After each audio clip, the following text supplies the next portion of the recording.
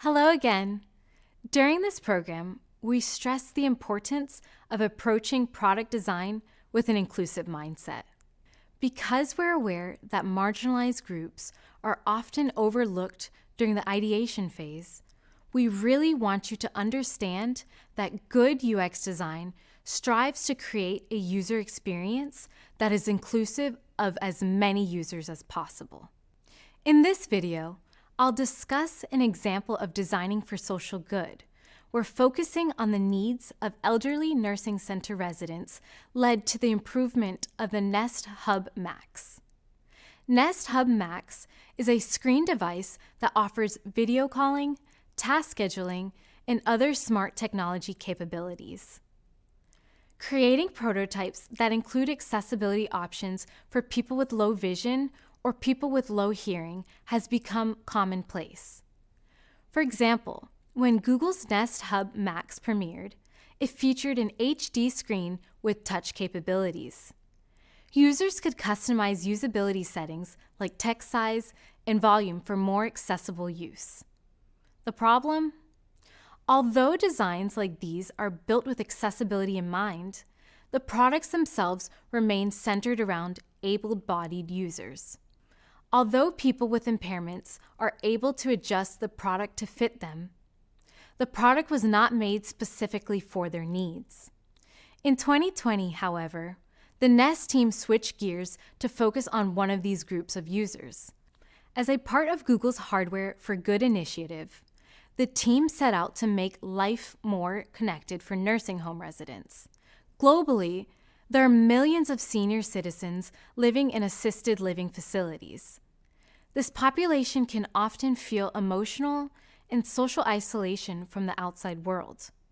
Some residents are located far from their families, while others are put under strict visitation regulations because they are more susceptible to ailments that can lead to serious health concerns. Although the Nest team had considered accessibility concerns like low hearing and low vision, when they created the Nest Hub Max, it failed to satisfy the needs of those living in senior facilities. As a solution, the Nest team created a program to set up customized Nest Hub Max smart displays for participating residents in senior living facilities, starting with the one in Washington. First, the designers simplified actions that promote connectedness among those who are not used to operating technology. By adding more entry points into activities through on-screen cards and prompts, residents could efficiently operate the Nest Hub Max display. The design also allows them to access their contacts and make video calls more easily. The team then designed an experience that focuses on voice-enabled actions rather than touch. Seniors can find skin conductivity tasks an issue because touch screens may not easily detect their taps because their skin often has less moisture. Creating voice-enabled actions helps them avoid interacting physically with the device. Lastly, the Nest team improved the Nest Hub Max by making the platform easy to set up. Instead of requiring a Google account for sign-in, the platform runs on a signed-out mode and collects minimal data.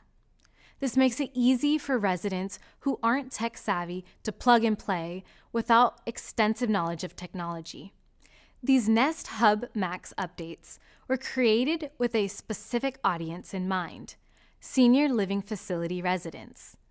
But these new features will also improve accessibility for a larger audience. For example, the simplified designs can work well for busy professionals who want to schedule a task quickly. Or the voice commands can be helpful for users trying to multitask activities like hands-on cooking and making video calls. Rethinking the UX process through the lens of this marginalized group ended up helping all kinds of users. As you move on to design your own products, remember that oftentimes what's beneficial for a specific population may be just as useful for a broader audience. I hope you enjoyed this look into a real-world example of the design process. Goodbye for now.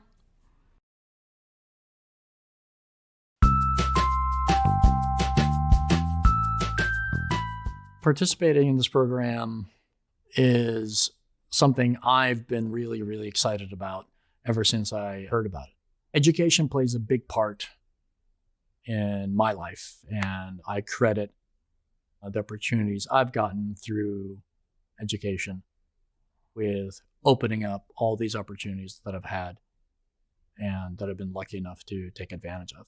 I'm a first-generation immigrant. I came here to the US when I was 12, and I've had my fair share of seeing what the world's like when it isn't very diverse.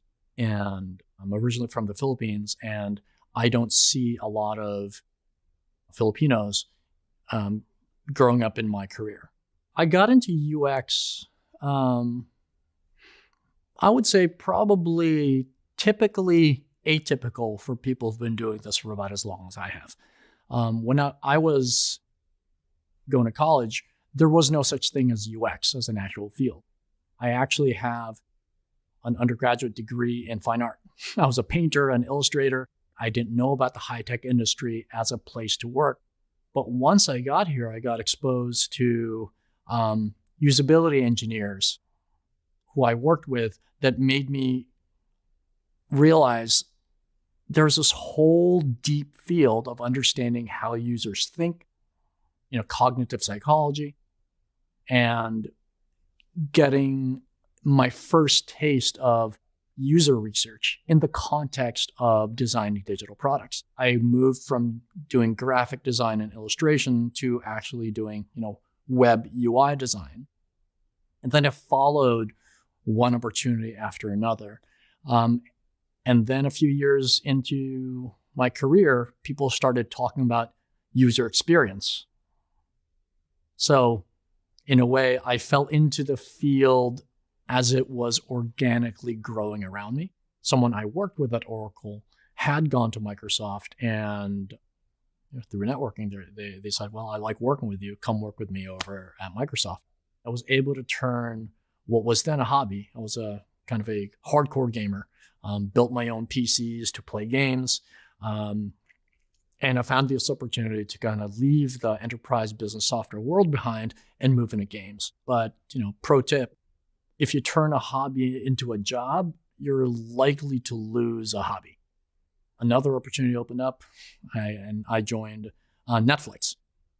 And I led their website design team and then their TV design team.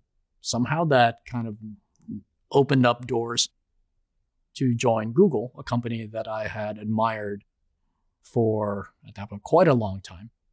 A lot of designers, when they get into doing this kind of work, really likes the idea of working on things that affect a lot of people's lives. And YouTube's one of those products where literally about half of the people who are on the internet use YouTube. And one of the things that really drives me day to day is I like learning new things. I think, the more experience I've gained, the more I realize how little I actually know and how much more there is to learn. And next thing I know, here I am, 25 years later, and I'm still learning and I'm still kind of growing with the industry. And I find myself fortunate to now be on this end of the table, talking to people about UX, introducing them to UX, and helping them get into it. Hi, I'm Paolo, and I lead UX for YouTube Ads. Hello again. I hope you're excited to start your third project, where you'll design a product for social good. You'll start by designing a dedicated mobile app, and then create a responsive website later in the course. You'll use all of the skills you've learned so far in this program in a real-world context. You'll start by learning about progressive enhancement and graceful degradation, which are approaches you can take to design across devices and products. Next, I'll highlight why it's important to focus on the user in all of our work by sharing perspective from Google. Then, we'll discuss how to design across devices and screen sizes. To help you design seamless user experiences across devices, I'll teach you about the 4 C's. I'll also introduce you to the differences between dedicated mobile apps and responsive web apps. With all of this new knowledge, you'll begin your final portfolio project. You'll start with the empathize phase, where you'll create personas, user stories, and user journey maps. Then, you'll move on to the define phase, where you'll identify the user need your project will focus on and build a problem statement.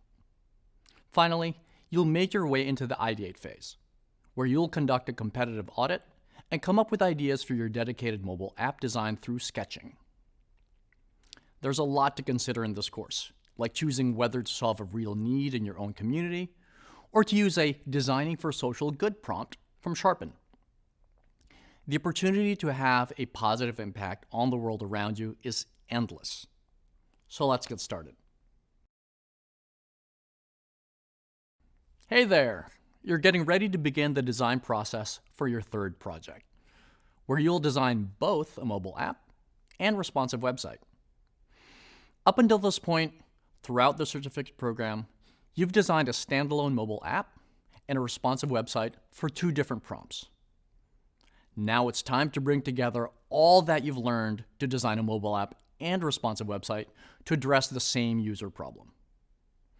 As you embark on this project, you might be wondering, should I start to design the mobile app or responsive website first? That's exactly what we'll discuss in this video. As a UX designer, our goal is to always put the user first and keep their needs front and center.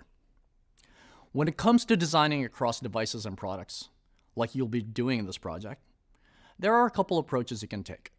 The first approach is known as progressive enhancement. Progressive enhancement means designing from the smallest screen to the largest screen.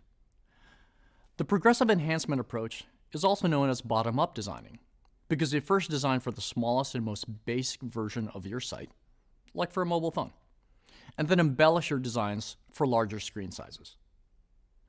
The progressive enhancement approach allows us designers to focus on the basic capabilities of the product we're designing at the beginning of the project.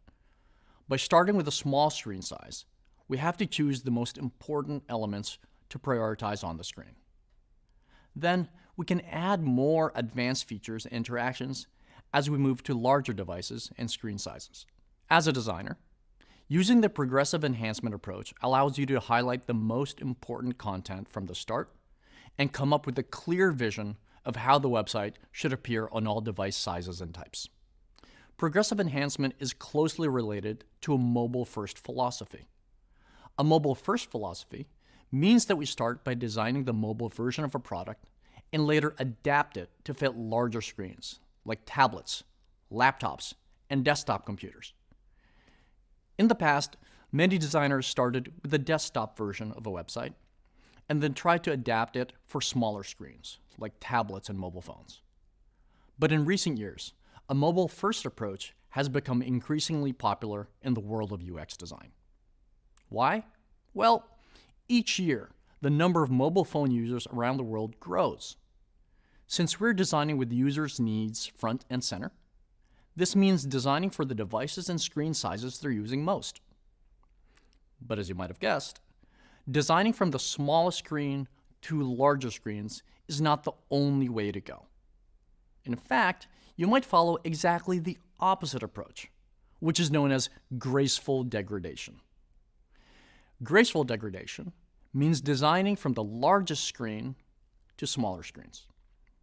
The graceful degradation approach is also known as top-down designing because you start with a large screen with a lot of features and interactions and work your way down toward a smaller screen where the features and interactions are scaled back. The graceful degradation approach became popular among UX designers when desktop computers were the most used device. We'd start with the desktop version of a website, since that's where the users were most, and then try to adapt our designs for smaller screens, like tablets and mobile phones. With these two approaches in mind, which should you use as you design your third project in this program? You should decide based on the user you're trying to serve. For example, if the user you're designing for is in an emerging market or is an online shopper, then using a progressive enhancement approach probably makes sense. This way, you can focus your design on a mobile phone screen first, which is what your user is most likely to use. On the other hand, if the user you're designing for is a student in a classroom, a graceful degradation approach might make sense, so you can prioritize the desktop computer experience. Having a clear picture of the type of user you're designing for is key before you get too far into the project. This is part of the reason why the design process starts with empathy, so you can get to know your users well. Okay, there's a lot for you to think about when it comes to your first project and the user you're designing for. To provide you with a little more food for thought, I'll share Google's philosophy on prioritizing the user in the next video. Meet you there. Hello, you've just learned about progressive enhancement and graceful degradation, which are two approaches for designing across devices and screen sizes. In this video, I'll share some inside scoop about how Google focuses on the user in all of our work. Here at Google, we hold our values near and dear. We've written them up as 10 things we know to be true, and the very first one is all about the user. Our mantra is, focus on the user and all else will follow. Since the beginning, Google has focused on providing the best user experience possible. Whether we're designing a new internet browser or changing the Google search homepage, we take great care to ensure that our products will ultimately serve the user, rather than our own goals or bottom line. Google has adapted its range of products over the years to ensure we're focusing on the user first and foremost. Think about Google Maps, for example. Across devices and screen sizes, a couple of things about Google Maps are consistent.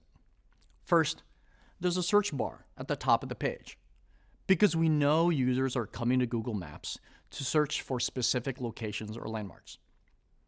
If you use the mobile app version of Google Maps, there's even a microphone in the search bar to allow users to speak their requests.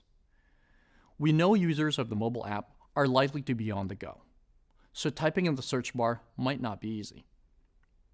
This is just one example of designing with our users in mind. Second, the directions button is easy to identify in a bright blue color because we know users often use maps to navigate. This emphasis helps users quickly find the most common user flow, which is finding directions. Like I mentioned, at Google and as a UX designer in general, you need to be focused on the user and their needs. One way this philosophy comes to life at Google is when we're designing for access and equity. Think back all the way to the beginning of the program, when you learned about the next billion users, or NBU. These are the billion people around the world who are accessing the web for the first time. As they become regular internet users, the chance that they will be using a mobile device is very strong. So designing solutions based on a mobile-first philosophy ensures that the content, interactions, and features of the product will be accessible for all of these new potential users. This isn't just a trend for the next billion users, though. The first or primary device for accessing the internet for the vast majority of people around the world is a mobile phone. 10 or 15 years ago, personal desktop computers wired to the internet at businesses, schools, and homes were the only ways people got online. But this setup required infrastructure and privilege that most people didn't have. Mobile phones have democratized internet access due to their relatively low cost and ubiquity, and billions of people around the world are feeling the transformative power of having the world's information universally accessible and useful. Mobile users are key to the market, and their influence continues to grow. Whether your focus is on helping people find directions or reaching the next billion users, knowing your user and their context is the most important thing to keep in mind as you design. In the next video, we'll continue to keep our users top of mind as we design. We'll discuss some considerations when designing across devices. Let's go. Hey there! You're getting ready to begin the design process for your third project, where you'll design both a mobile app and responsive website. Let's discuss how to design a consistent and cohesive experience across both. UX designers have to plan for a nearly endless number of different devices, their screen sizes, and input methods like keyboard or microphone. Why? Because the number of devices available to experience content on is constantly growing and changing. Plus, a user is likely to look at the same website across devices like their mobile phone, tablet, laptop, and TV, so they should all be consistent. When you're building a new product, it's important to focus your design process on one device first. Start on the device where your target audience, also known as target users, spends the most time doing tasks that are similar or related to the tasks you're designing for. There's no one-size-fits-all answer here. It depends on the project and your target audience. Designing across devices requires knowledge of how each of those target audience would want to interact with the product. The way users interact with mobile devices or smartwatches will probably be different from how they interact with the website they're viewing on the desktop. You can figure this out as part of the UX research process. To design effectively for a specific device, there's a lot to consider. First, you have to be mindful of the device's screen size and resolution as you map out your product's user experience. Resolution is the level of sharpness and clarity of an image. In addition, you need to figure out the context of use, or how and when users will use that device. It's also important to think about how the functionality of your design will be different for each device based on how users interact with it. Knowing the interaction context is important because it helps you understand the different types of input methods, like a touchscreen, keyboard, mouse, switch, or microphone that your users might use to interact with your product. Finally, consider the content layout, or how information is organized on the screen. The layout affects how users access information effectively and influences your content's readability. As we design for more than one device, we have to be sure that we're providing a smooth experience across all devices. To do that effectively, we have to design with the 4 C's in mind: consistency, continuity, context, and complementary. Consistency means having a uniform design, so users can expect the design to feel familiar across devices and products. Take Google, for example. When you log into any Google product, you'll always find your profile in the top right of your screen. This placement might seem like a minor detail, but when users know that they can always find their profile in the top right of their screen, it creates a consistent user experience. Continuity means providing users with a smooth and uninterrupted experience as they move between devices. Without continuity, users can become frustrated and confused. For example, imagine you're designing a website and app for email. A user should be able to start writing an email on their laptop, save it as a draft, and finish that email later through an app on their mobile phone. Context means designing for the needs of a specific device and the way in which the user will use that device in any given situation. For example, imagine that a user has an email app on both their phone and smartwatch. They're probably not going to compose an entire email on the small smartwatch screen. But they might still want to get notifications about new emails, see important messages, and have quick responses ready. Designers have to think about the context of the user situation and adapt the design for the way the users interact with each device. Lastly, complementary means taking into account how each device can make the overall user experience even better. For example, imagine you might have a family member that you keep in touch with over email. You might write most of your emails to them through the desktop version of the product, but you might build on those emails using the product's complementary mobile app, which has features like adding photos directly from your phone. Now you're familiar with 4 ways to provide your users with a smooth experience across devices. Coming up, we'll zoom in on one widely used device, the mobile phone, and discuss the difference between a web app and a mobile app. Hello! You've just learned how the 4 C's can help you create the the best user experience with your dedicated mobile app and your responsive website. Keep consistency, continuity, context, and complementary in mind as you move forward in this course. As you know by now, for your third portfolio project, you'll design a dedicated mobile app and a responsive website. That's what you'll build throughout this course. To set your project up for success, you need to know about the differences between dedicated mobile apps and responsive web apps. That's exactly what we'll cover in this video. So, what is the difference? A dedicated mobile app is built to live on the mobile device and is accessed through an icon on the phone's home screen. Dedicated mobile apps are also called native mobile apps. A responsive web app is an actual website that adapts to the device the user is on and is accessed through a mobile phone's web browser. Imagine you're looking for a job and using your mobile phone. You receive an email from LinkedIn with a link to a job opening on their platform. When you click the link to the job posting, you're prompted to sign into your LinkedIn account using the LinkedIn app on your mobile phone or an internet browser. The option on the left takes you to a dedicated mobile app that you have downloaded to your phone. The option on the right takes you to the main LinkedIn website on your phone's internet browser, which is known as a responsive web app. If you've faced a situation like this before, you already understand how dedicated mobile apps and responsive web apps work. Both will give you the same information, in this case about the job posting on LinkedIn, but the experience of using the dedicated mobile app versus the responsive web app on your phone will be different.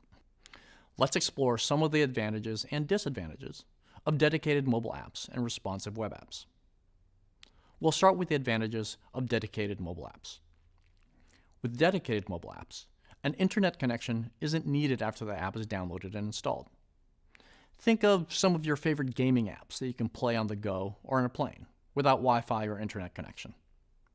Also, dedicated mobile apps work well with the device's built-in features like a microphone, camera, or location services. This allows for more personalization based on the user's preferences. Finally, you have more freedom in design. When you're designing for a dedicated mobile app, you have more visual and interaction options like gestures and animations. There are also disadvantages to dedicated mobile apps. First, dedicated mobile apps are more expensive to build than responsive web apps. Second, they require a different version based on the mobile device platform they're being built for, Android or iOS. They also have to go through approvals before launching on the App Store for iOS or Google Play for Android. Finally, mobile apps take up space on the device, since they have to be downloaded. Oftentimes, less expensive devices have more limited storage, which can make downloading mobile apps a challenge. Okay, you're learning the ins and outs of dedicated mobile apps. Let's shift our focus now to talk about responsive web apps. What are some of the advantages of responsive web apps? Web apps are faster and cheaper to build than mobile apps, which can save time, resources, and money for your team. Also, web apps run on a mobile phone's web browser. Think of the information you find on the internet using your phone. This allows users to access content without downloading an app first, and saves valuable space on a user's phone. Finally, as web apps are responsive, the content can easily be viewed on all devices. Remember, responsive web design allows a website to change automatically depending on the size of the device. However, web apps also have disadvantages.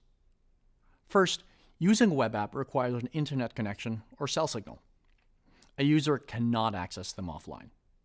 This could make your website more difficult to access for the next billion users or for users in remote areas. Second, web apps can be hard for users to find. Even though they show up in search, they are not listed in an app store.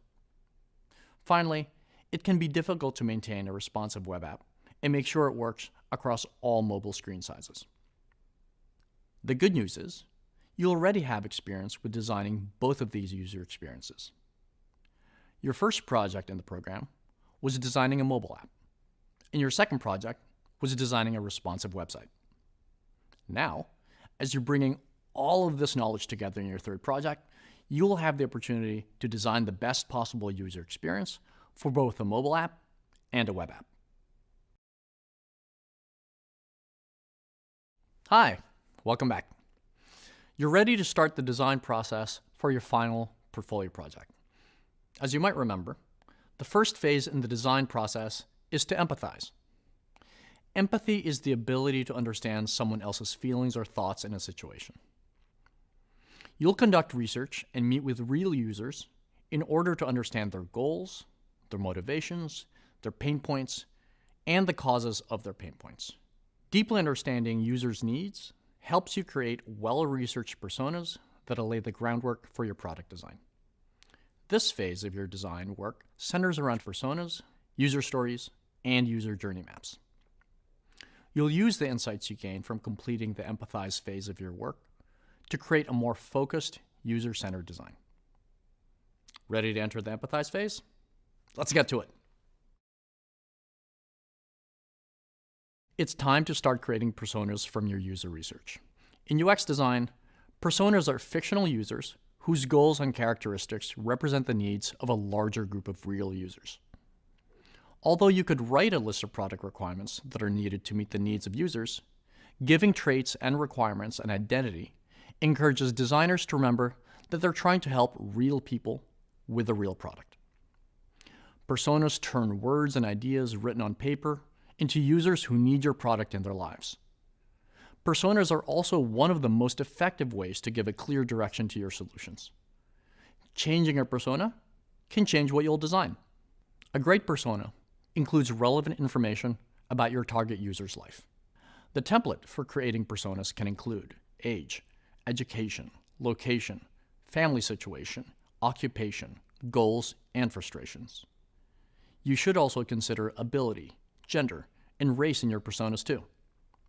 These identifiers give you, as the designer, a more well-rounded idea of who your users are. They also help get you thinking about why these people need your product.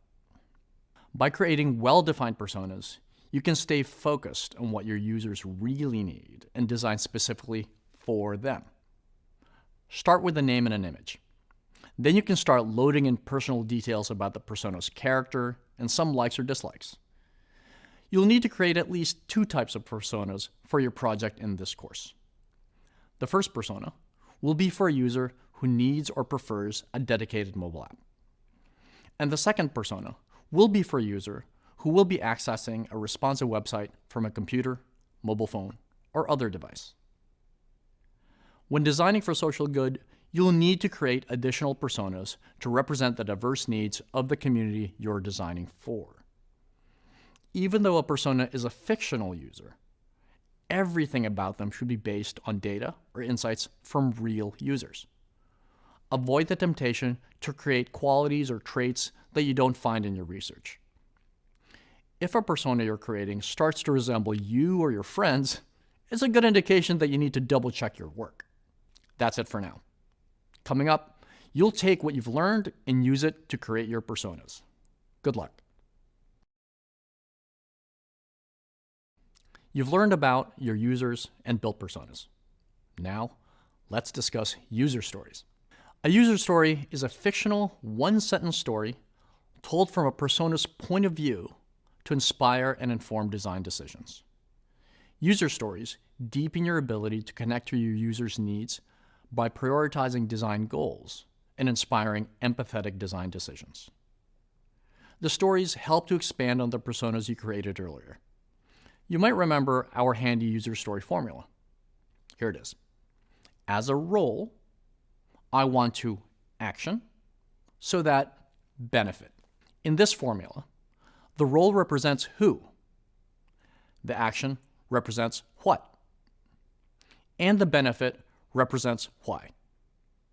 And if we've put those pieces together, our user story starts to take shape. A good user story is able to connect the personas you've created to a specific goal that the users would like to accomplish. User stories help UX designers remember the user's perspective and identify potential user pain points. Now it's your chance to create user stories based on the personas you've already developed. You'll want to create one user story for each persona.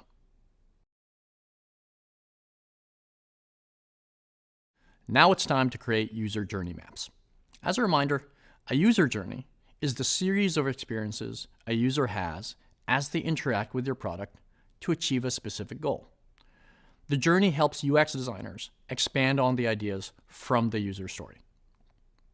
User journey maps help to create obstacle-free paths for your users, reduce the impact of designer bias, highlight new pain points, and identify areas for improvement in your design. With these benefits in mind, we can build the path to map our user's journey.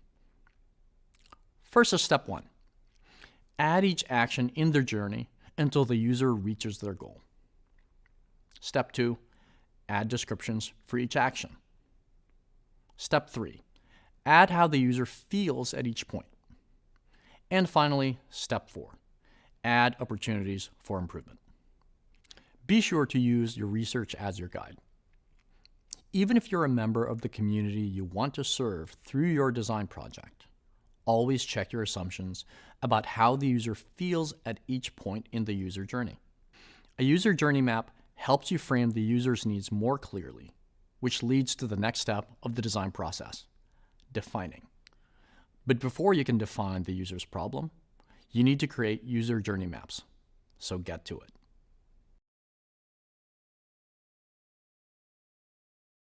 Hey there.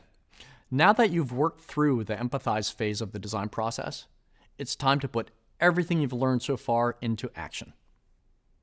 You might remember that the second phase of the design process is called the define phase. This is when you use your research from the previous phase to determine specific solvable pain points for your design. In this stage of the process, you need to propose a specific, measurable product solution that best addresses your user's goals and pain points. As a reminder, a problem statement is a clear description of the user's need that should be addressed.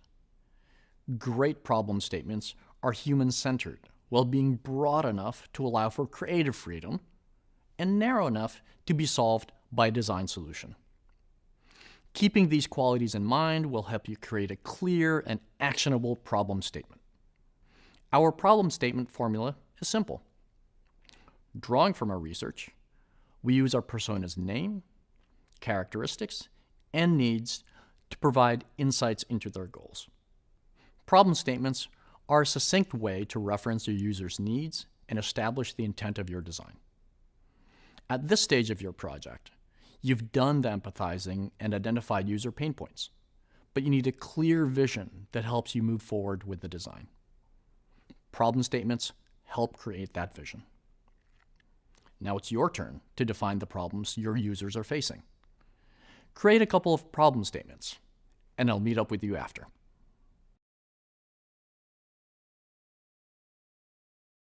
Welcome back. Throughout the program, you've received lots of tips, techniques, and words of advice from me and my colleagues about how UX designers incorporate accessibility in different stages of their design work. As we design for social good, we do our best to increase our awareness of the tools that provide greater access to users with various disabilities. But there are still many user experiences that aren't reflected in the usability studies, testing, or other research tools that are commonly used by UX designers. In this video, I'll tell you about the design thinking and planning that went into creating Google's Look to Speak, an app that allows users to complete tasks by selecting pre-written phrases with their eyes. But before we discuss the project, let's focus our attention on user needs. Earlier in the program, you learned about the next billion users, or NBUs, who are the billion people around the world accessing the web for the first time. Well, there's also about the same number of people in the world, 1 billion, who are living with a disability. That's at least 2 billion users who could face serious accessibility or access challenges.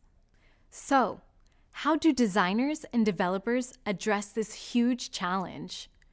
Well, it starts with one simple approach, which we've covered in the program.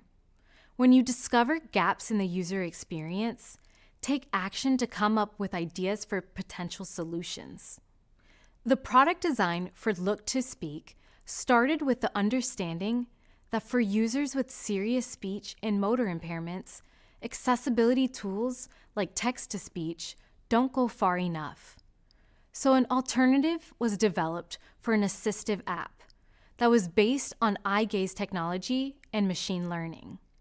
Eye gaze, or eye tracking, is an emerging technology that allows users with disabilities a way to interact with the device by using eye movements. The design is innovative, but when it came time to test the prototype, a creative approach was needed. For this challenge, the folks from Google Creative Lab got involved. Google Creative Lab is a team inside the company that finds creative ways to connect users to projects. The Google Creative Lab team sent devices to people living with ALS and cerebral palsy and gave them time to use Look to Speak in their daily lives. For example, the Google Creative Lab partnered with UK-based artist Sarah Ezekiel to test their design and understand the unique pain points for users with motor and speech impairments.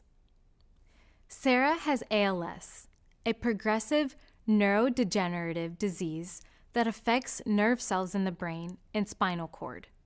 She is nonverbal and can't use her hands, but eye gaze tech helps her to communicate and create her art. Sarah is one of millions of people worldwide who have speech and motor impairments.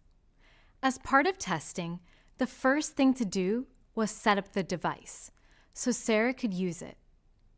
The app has a built-in program that assists users with mounting the device in the right position so it's at the user's eye level. Once it's mounted, Sarah and other users can select pre-written phrases on the phone screen with their eyes. The phrases Sarah selects are then spoken out loud by the device. Great concept, right?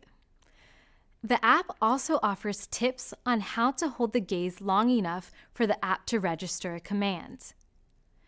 Users need to look in a desired direction until they hear a ping. So what was the takeaway from this project? It's important to test your designs with the users you're trying to serve.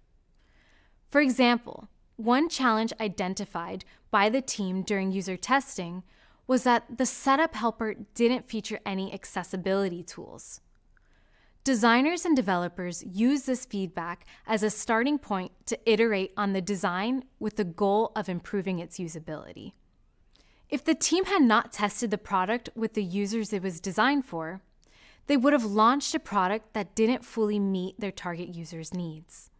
The Look to Speak experience is a great example of how UX designers should always keep the user front and center in order to truly understand their needs. So you've just finished the define phase of the design process. Now that you've defined your users' problems, you can start to ideate solutions to solve those problems. During this phase, you'll sketch some ideas for implementations and interfaces that your user can interact with as part of your design solution. This is when you get to put all that research from the first two stages of the design process into action. In this phase, you'll come up with a couple of key deliverables. A competitive audit to check out the strengths and weakness of your competitors. And second, ideation sketches through an exercise called Crazy Eights. During the ideation phase, you might use additional methods to come up with ideas like how might we and storyboards. But we won't focus on those for this portfolio project. Ideation is also the phase where you collaborate more with other team members and do lots of creative brainstorming. Brainstorming and collaborating help UX designers continue to innovate and improve on their designs. When you're designing for social good, it can be helpful to share your early ideas with the community members you're designing for to get feedback and directional guidance. Your design process for this project might be more participatory because you want to ensure the ideas you've come up with solve the real problems your users are facing. So, are you ready to start ideating? Let's go. Before we kick off the ideation process, let's first do a competitive audit. As a refresher, a competitive audit is an overview of your competitors' strengths and weaknesses. These audits collect information about what your competitors are doing, including what techniques are working for them and what techniques are not. Competitive audits present you with more possibilities for solving your problem statement, and they give you some strategic insights for planning the next steps of your design. It's important to learn more about your product's competitors before you start to ideate on your own product designs. Competitive audits also help you understand what user needs are already being met in the marketplace and how your design can improve on current solutions. The first step is to outline the goals for your competitive audit. This should include specific information about your product, your users, and the product's industry. The second step is to create a list of your competitors. You can do this using a document or spreadsheet. The third step is to identify the specific features of your competitors that you want to focus on. Then fourth, you'll research each product. You'll use your list of competitors and specific features to guide your research about their products and organizations. Fifth, you'll analyze your findings. Try to identify patterns and gaps in your research findings. This is where you use data to reach conclusions about your competitors. And finally, during the sixth step, you'll summarize your findings and conclusions in a report or presentation. Keep in mind, if your app and website serve a community need that has not been met before, it may be difficult to find direct competitors. If this happens for your project, look for more indirect competitors, like organizations with a similar goal serving other communities. Great. Now it's time for you to complete a competitive audit. Have fun scoping out the competition.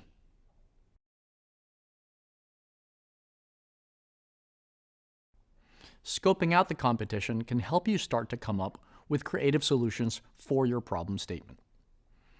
Before you get too far into the ideation phase, you need to make a decision about which device or screen size you'll design for first. Why? Well, most designers prefer to start designing for one device or screen size and get that design through the high-fidelity prototype stage before moving to a second device.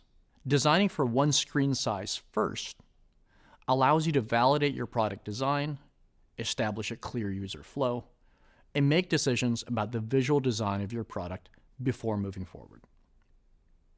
The insights you gain from working on the first device will enhance your designs for the second device. Let's discuss some of the questions that UX designers ask themselves when evaluating which device to design for first. To get started, ask yourself, where are your users located geographically? For example, if you're designing for a user that's located in an emerging market, they're probably more likely to access your product on a mobile phone rather than a desktop computer. In this case, you'd want to take a mobile-first approach to your design process. Second, where will users be when they access your product? At home? At school? At work? Or on the go? For example, imagine you're designing a math tutoring product for middle school students. The student's experience with your product design will be very different if they're at home using a laptop computer, at school using a desktop computer, or on the go using a mobile phone. You'll need to determine which of these contexts you'd like to optimize your designs for. Third, how reliable is your user's internet access, cellular access, or Wi-Fi signal? For example, do your users live in a place where internet access is available but slow? Or do they live in a more remote location where there is no internet access at all? In either of these cases, choosing to design a mobile app first makes more sense, as it could be downloaded when they have access and then used in offline mode. Considering the answers to these questions for your product and target user will help you determine which device to design for first. For the purposes of this course, you'll design a dedicated mobile app first, followed by your responsive website. Following this order will allow all of us to learn together as we go through this course. It's an exciting time in the design process, it's time to start sketching. Sketching is all about exploring lots of ideas at a rapid pace so you can think creatively with no limits. You'll use the problem statement you created earlier to ideate with a Crazy 8s exercise. Let's go over the setup for Crazy 8s in case you need a refresher. Grab a large sheet of paper and a pen or pencil. Fold it in half.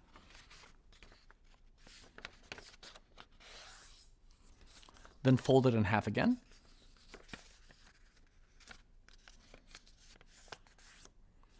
Then in half one more time.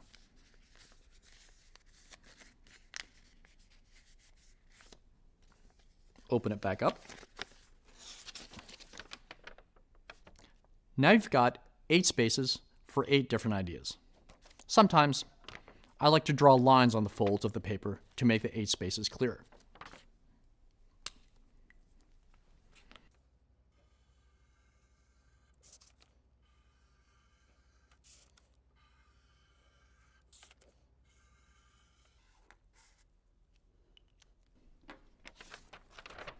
Okay, now make sure you have your problem statement available to guide your ideation. Then start your timer for 60 seconds. Don't forget to stick to those 1-minute intervals for each of the 8 ideas you're sketching. The goal here is quantity, not quality, and you may also think of new approaches that you had never considered before. Okay, you're ready to kick off some quick ideation now. You'll use basic shapes to represent what your website and app could look like on a desktop or mobile device. Remember, designers often use a simple rectangle or square to represent a photo, rectangles for buttons, circles for icons, and lines for text. The goal of the Crazy 8s exercise is to come up with rough sketches of your future product, in this case, a dedicated mobile app. You'll take some of the ideas you come up with during this exercise and use them in your wireframes later. The only limit with this technique is the time allotted, so push yourself to be as creative as possible. So have fun and get sketching. All right, great job so far. You began a new project designing for social good. You've worked through the empathy, design, and ideate phases of the design process. Let's take a brief pause to reflect on all you've done in this part of the course. You started by learning about progressive enhancement and graceful degradation, which are approaches you can take to designing across devices and products. Next, I shared a little bit about how Google focuses on the user in all of our work. Then, we discussed how to design across devices and screen sizes. To help you design seamless user experiences across devices, you'll need to keep the 4 C's in mind: consistency, continuity, context, and complementary. You were also introduced to the differences between dedicated mobile apps and responsive web apps. With all of this new knowledge, you began your portfolio project from the very beginning. You started with the empathize phase, where you created personas, user stories, and user journey maps. Then you moved on to the define phase, where you identified the user need your project will focus on by building a problem statement. Finally, you made your way into the ideate phase and came up with ideas for your dedicated mobile app design through sketching. Now you're ready to create wireframes. As you move into the next part of the course, remember to keep your user front and center. Meeting users' needs should always be your top priority. Gather up all your supplies and let's start working on wireframes.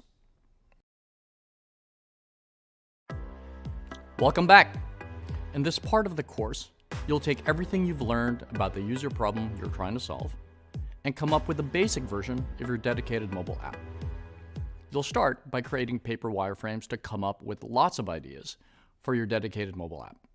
Then, you'll take the best parts of your paper wireframes and create digital wireframes in Figma or Adobe XD. After that, you'll turn your digital wireframes into a low-fidelity prototype. With your lo-fi prototype ready to go, it'll be time to get some feedback about your designs from real people. You'll plan a usability study, conduct a usability study, and analyze and synthesize your research results. Finally, you'll make changes to your designs based on insights from your research. Ready to get started? Let's go. Hi again.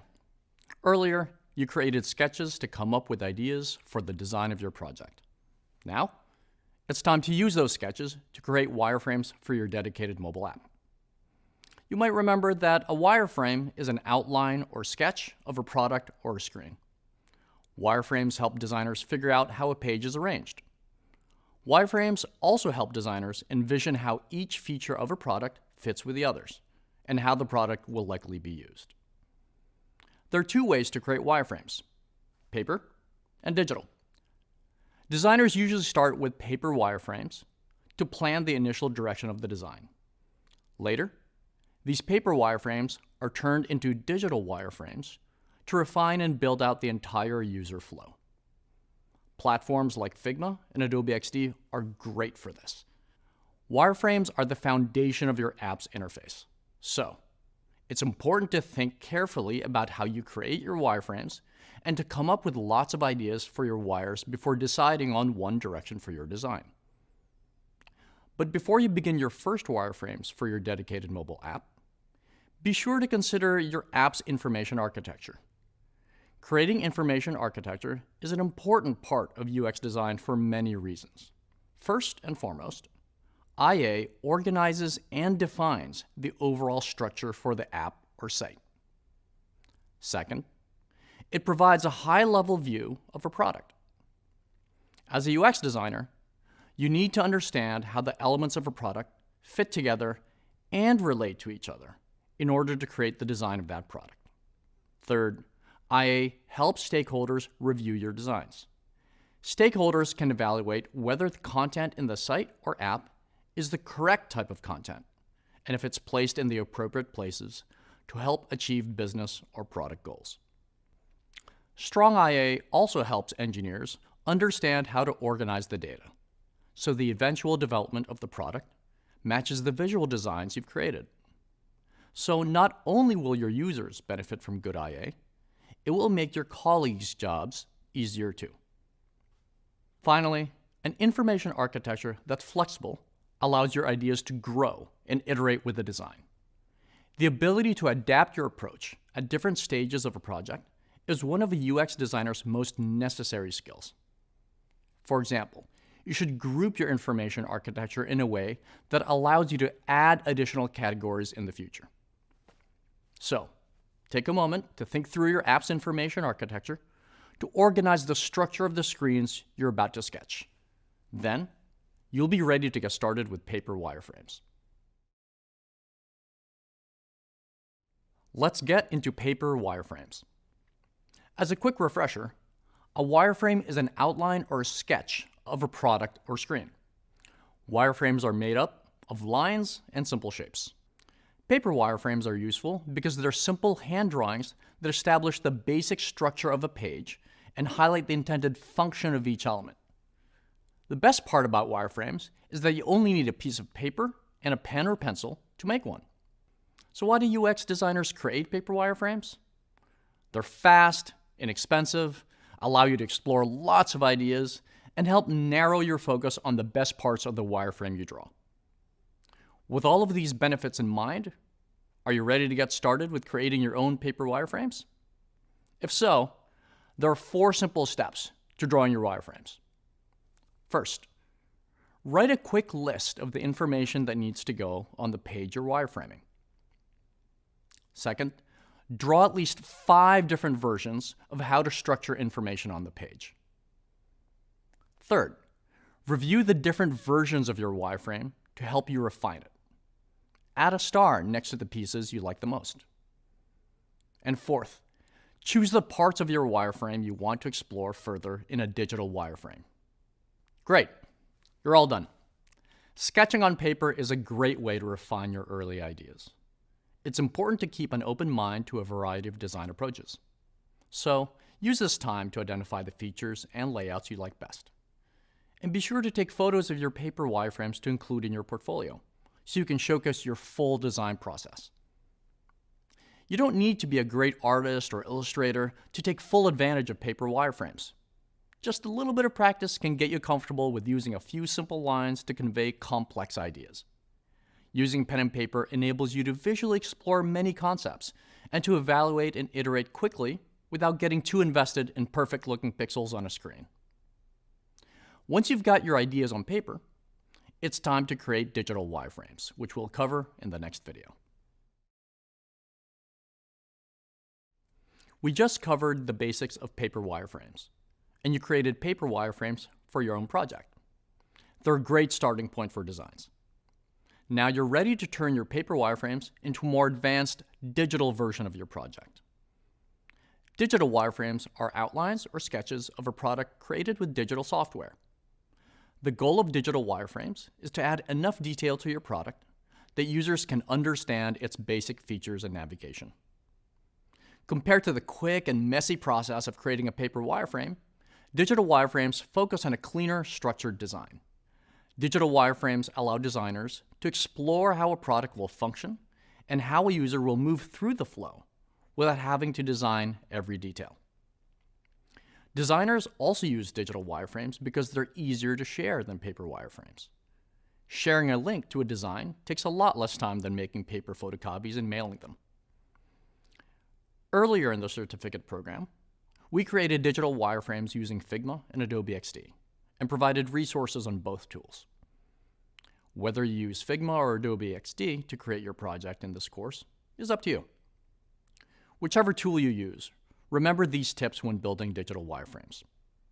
First, identify some key features and details from your paper wireframes that you can carry over into a digital version. During brainstorming and sketching, you've probably gone through a few versions of your app's layout. Pull from those sketches to start crafting the digital wireframes you'd like to test. Next, use actual content for important pieces of text in your digital wireframes instead of placeholder text, like lorem ipsum. Labeling essential features like a menu or the next button helps users understand how to navigate the wireframe. And finally, wait to add expressive content, like color and images. You'll add those elements when you create mockups. Now it's your turn to create digital wireframes for your dedicated mobile app. Remember to keep it simple and focus on the structure of each page and how the pages fit together, not the details. Congrats! You've created wireframes for your dedicated mobile app. Now you're ready to build a low-fidelity prototype of your design. As a refresher, a prototype is an early model of a product that demonstrates functionality. The goal of prototyping is to identify and solve problems related to the function of your app. Later, you'll get a chance to test your prototype with real people and receive feedback to improve your designs. When you're designing your dedicated mobile app in this course, you can use Figma or Adobe XD. Since each platform provides its own unique set of abilities, the choice is really up to you. To create low-fidelity prototypes, you don't need to outline and link all of the screens in your app. Instead, you should focus on defining layouts and interactions for the specific user flow you want to test. Once you're satisfied with your prototype, you can start the testing phase to get feedback that will inform its high-fidelity version. Keep in mind, this is the first draft of your design. You might feel like you need to perfect your prototype here, but the testing phase is meant to identify problems you didn't anticipate while designing. So it's important not to get too focused on trying to find every single problem. That's it for now. In the next video, you'll start planning a UX research study to test your low-fidelity prototype. Welcome back. So before you carry out a usability study, you have to create a research plan. Your plan will define what you'll test and measure, and how it relates to your project. Your research plan is the foundation of your research study. A research plan organizes and outlines every part of your upcoming usability study from start to finish. If your plan is created well, you're more likely to get valuable research results that you can use to improve your designs. There are 7 elements in a UX research study plan. Let's go over them together. The first element is the project background, which summarizes the situation that made this research necessary. Basically, it's a brief explanation about why you're doing the research, which you can give to anyone who asks. Second is the research goals. Here, you lay out what you're trying to solve with this design, or what you'd like the outcomes of the research to be. The goals of your research will be different from project to project. Third, write detailed research questions for your project. These are the questions you plan to answer during the study. The research questions should be actionable and specific, and you should avoid leading questions. But keep in mind that these should not be the literal questions you plan to ask study participants. Fourth, identify your key performance indicators, or KPIs, which are the critical measures of progress toward an end goal. To do this, ask yourself this question: what's a sign that we're making progress toward our ultimate goal? Fifth is the methodology, where you outline the steps you plan to take in your research, including how you'll collect and analyze data. Sixth is determining who your study participants will be. Here, you need to figure out who needs to be involved in the research to help you study the right metrics. Since your current project focuses on designing for social good, you might want to consider including study participants who are members of the community you're trying to serve. And finally, you'll need to write a script for your study, or the questions you'll ask participants during your research. This is also known as the discussion guide. After creating a UX research plan that includes these 7 elements, you'll be all set to test the main user flow of your dedicated mobile app. If you need more guidance, check out the course readings and revisit the videos from an earlier course. Otherwise, get ready to create your own research plan. Hey there! We just explored how to plan a study. Now it's time to review how to do the research. Let's get started. For this course, you'll conduct a usability study to get feedback about your low-fidelity prototype.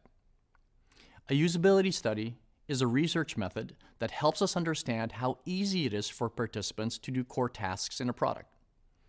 UX designers use insights from the study to improve their designs.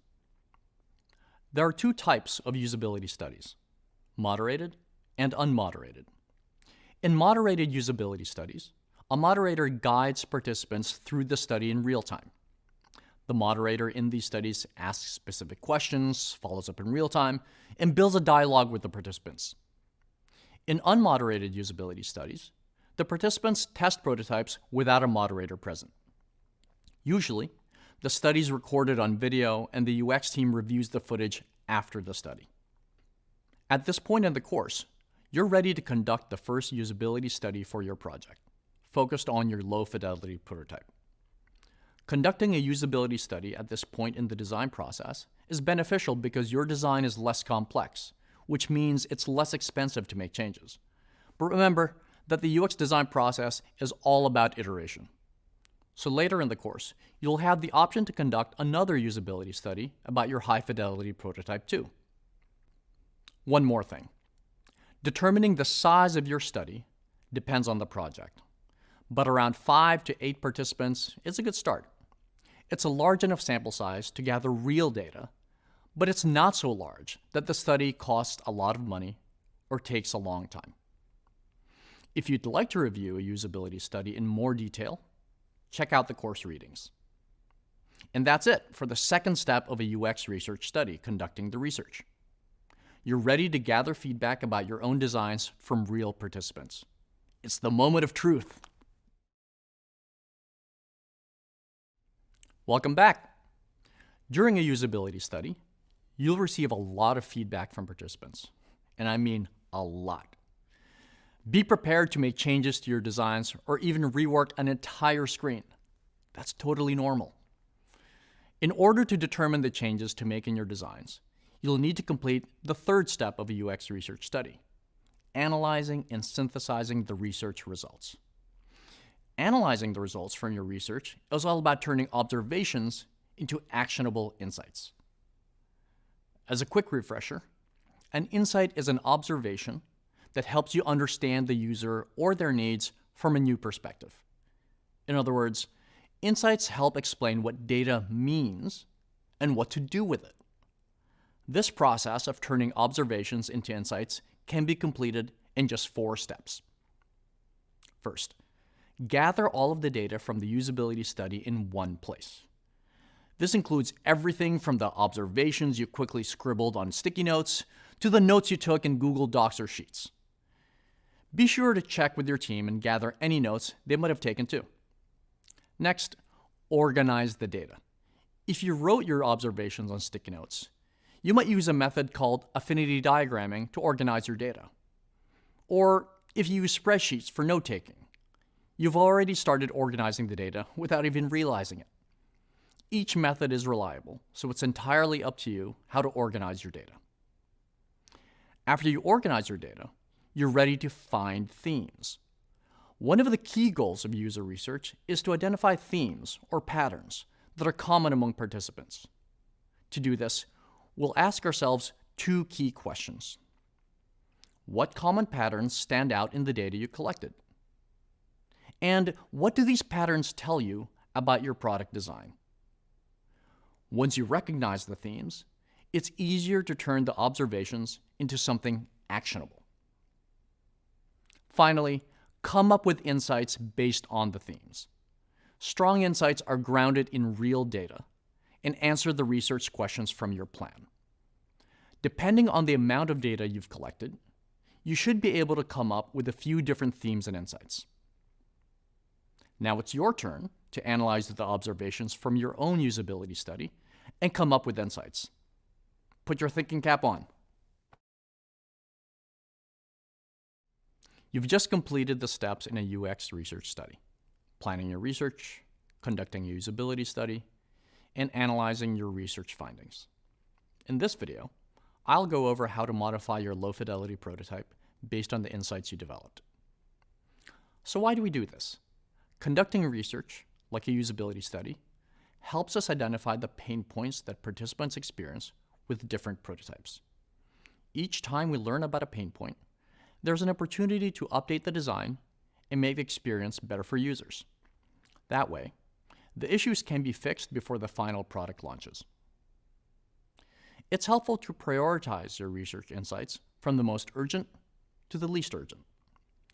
You'll likely do this prioritization with project stakeholders like a fellow designer, the product manager, or an engineering lead. There are a few insights that should be considered a priority 0, or P0, which means they must be fixed for your product to work.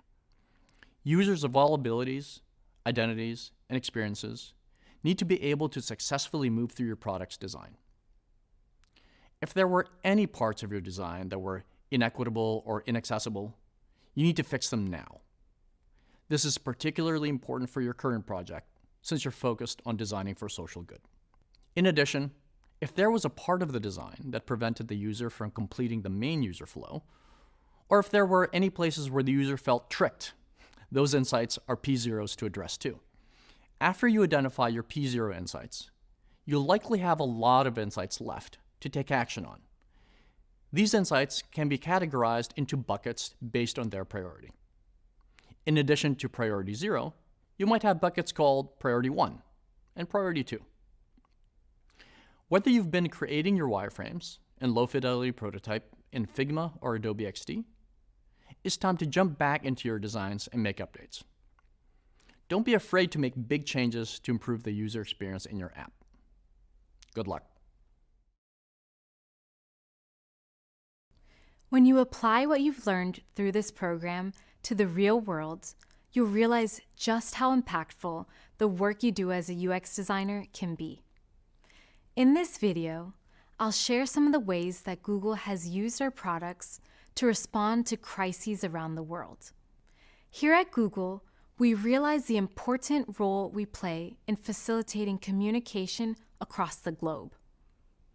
Every day, we aim to make the world's information universally accessible and useful. When our users experience moments of crisis, our mission to help keep people informed is even more critical. To keep communication open in times of crisis, we partner with those on the front lines. There are two products that Google uses to keep the world informed of events happening around them: SOS alerts and public alerts. Creating something so impactful at scale requires highly involved UX thinking at every level. Let's break this down. We started off by defining the problem. What can Google do to keep people informed in times of crisis? And what constitutes as a crisis? Then we ideated, prototyped, and tested potential solutions.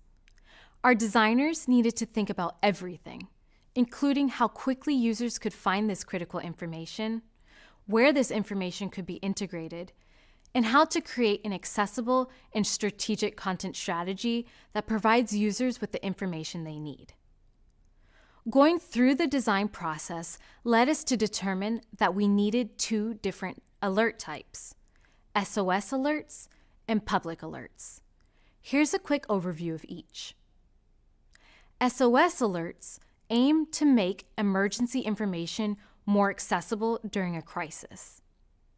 When a location is affected by a natural disaster or an emergency event, an SOS alert is pushed to devices in that area. By using relevant and authoritative content from the web, social media, and Google products, we keep people informed of crises.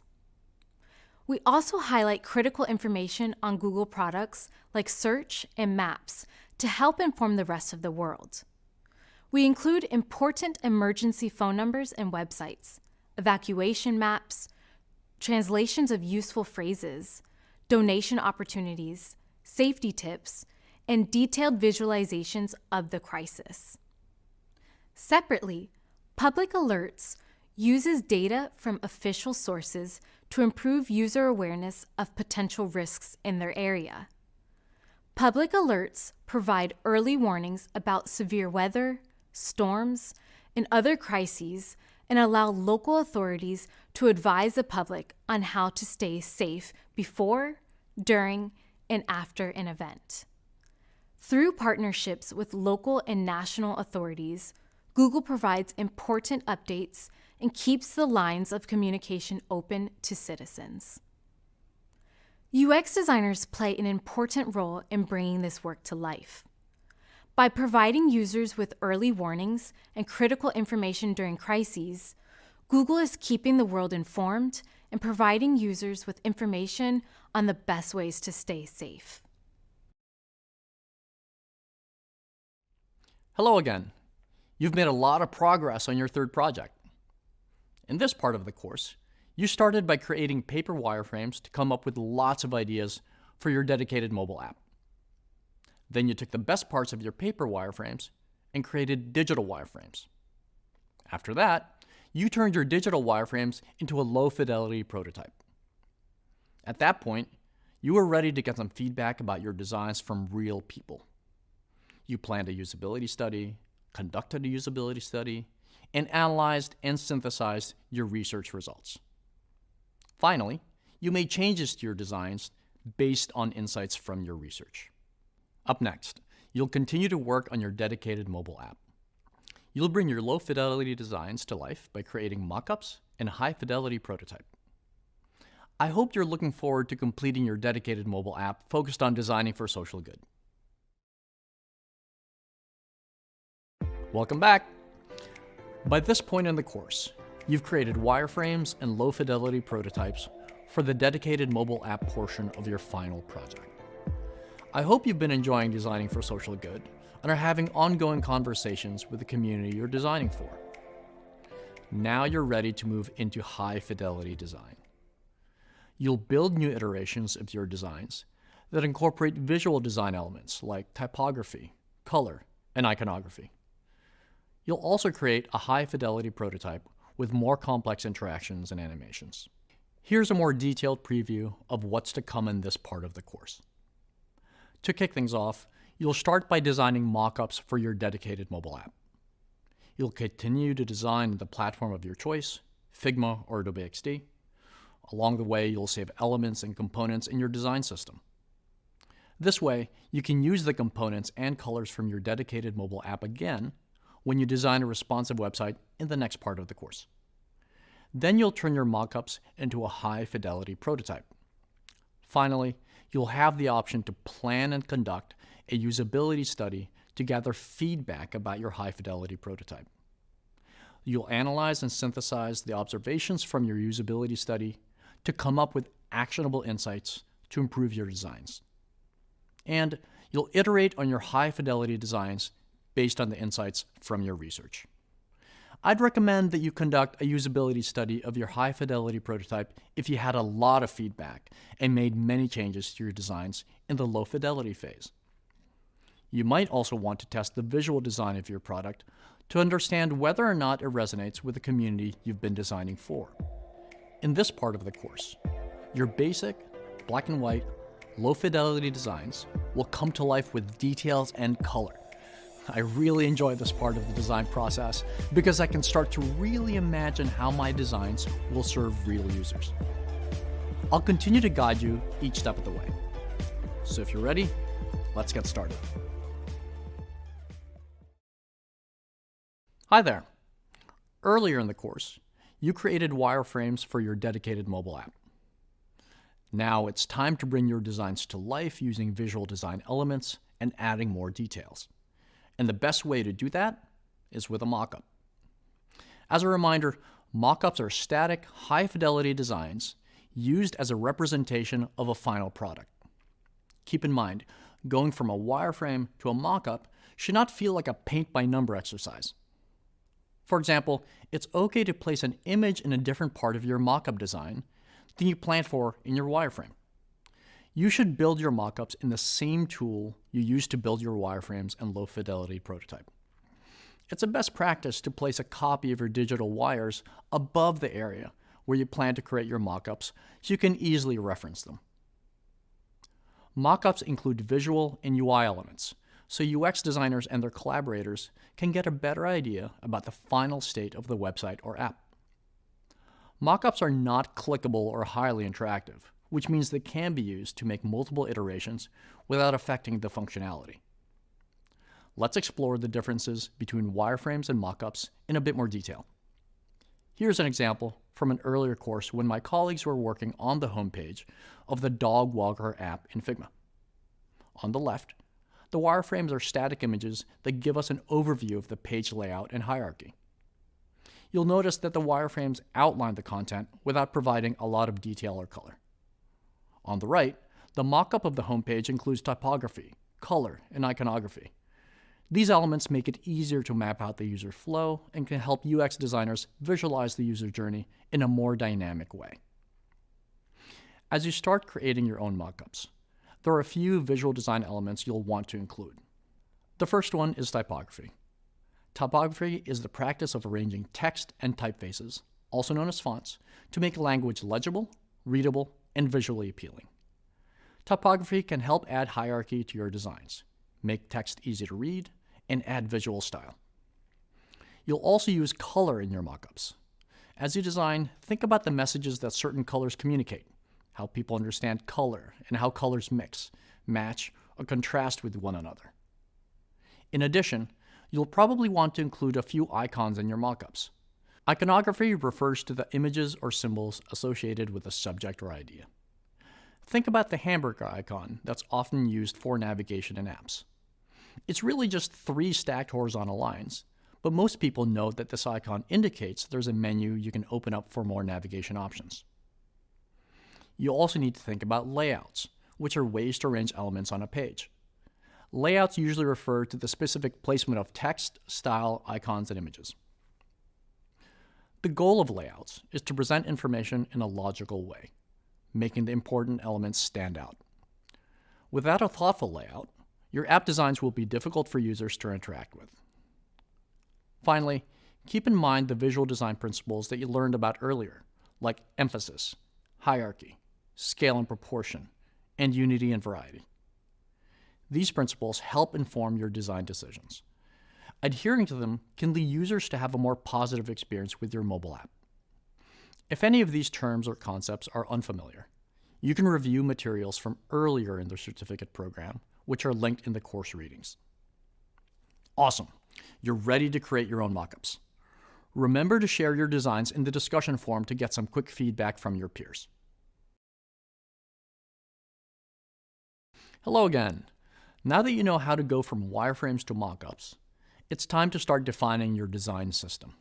A lot goes into creating mockups, and you'll need a way to save and reuse the design elements and components you'll use.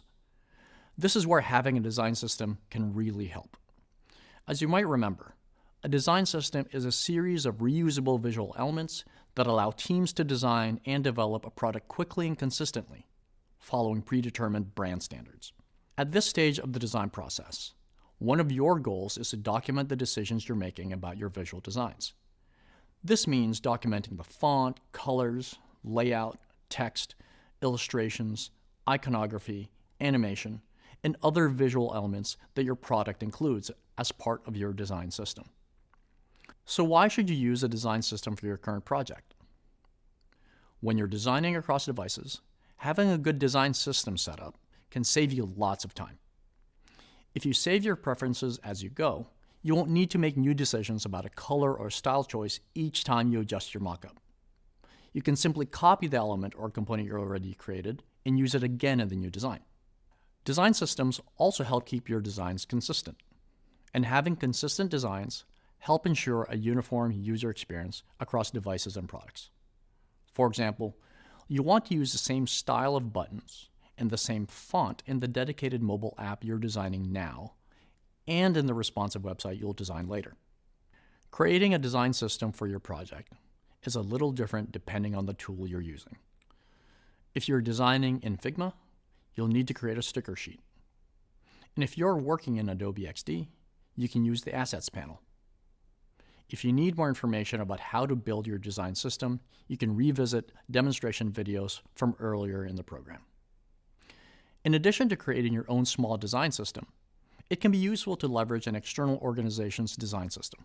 For example, downloading a UI kit from Google or any other company can help you get a head start on your designs. You'll have buttons, navigation bars, icons, and more that you can easily customize to meet the needs of your own designs. Awesome. Now it's time for you to create a design system in the tool you're using. Have fun. With your mockups ready to go, it's time to create the high-fidelity prototype of your dedicated mobile app. You're getting close to having a final product that can benefit the community you've chosen to serve. Do you remember the steps to create a high-fidelity prototype that were introduced earlier in the program? As a quick refresher, they are: 1. Lay out the mockups in the order of the main user flow. 2. Connect the screens or elements within the screens. 3. Add interaction details. In both Figma and Adobe XD, the trigger defines what type of interaction will cause the prototype to advance forward.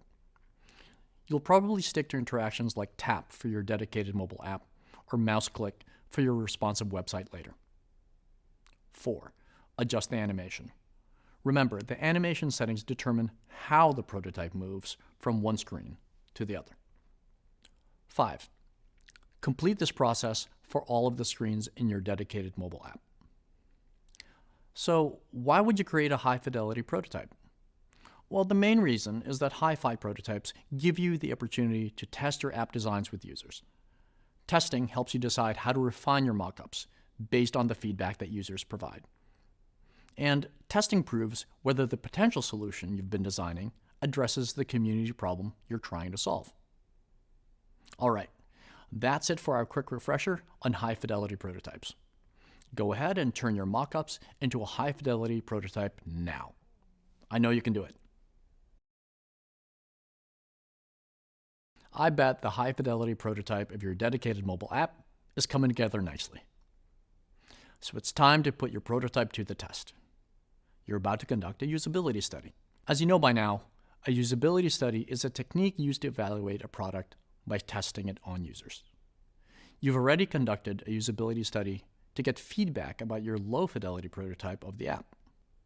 Now you have the option to plan and conduct a usability study to gather feedback about your high-fidelity prototype. While the choice is yours, I'd recommend that you conduct a usability study of your high-fidelity prototype if you had a lot of feedback and made changes to your designs in the low fidelity phase. You might also want to test the visual design of your product to understand whether or not it resonates with the community you've been designing for. And if you aren't already convinced, research shows that usability is key for the success of mobile apps. Common trends among successful mobile phone apps are that users feel they are easy to learn, user-friendly, and make completing tasks quicker.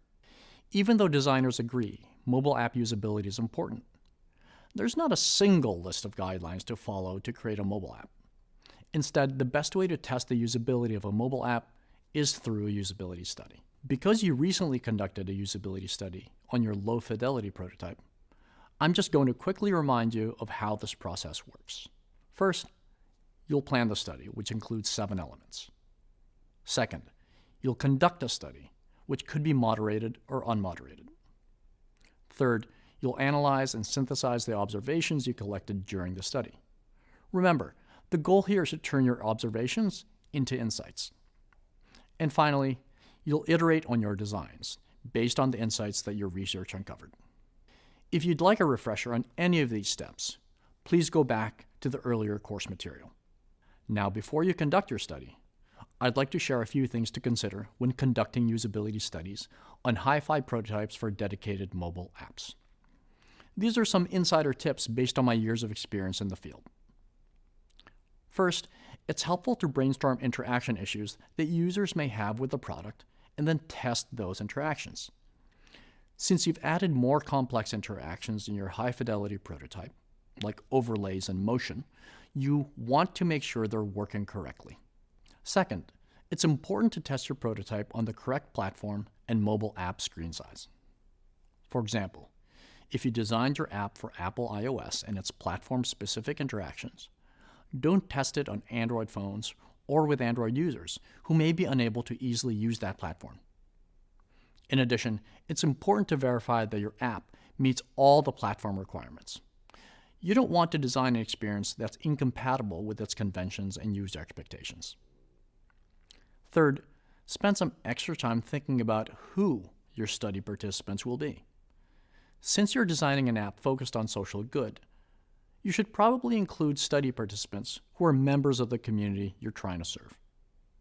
They can give you authentic and direct feedback about whether your designs meet the real needs of the community and if they're able to use your product effectively. Whether you conduct a moderated or unmoderated usability study, be sure to take lots of notes and carefully record feedback from participants. Remember what you've already learned about spreadsheet note-taking and put your skills to the test during this final usability study.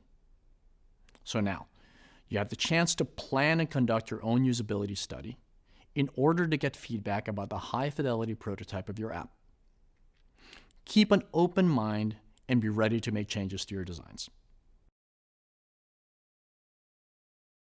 Congratulations! You've finished the designs for your dedicated mobile app.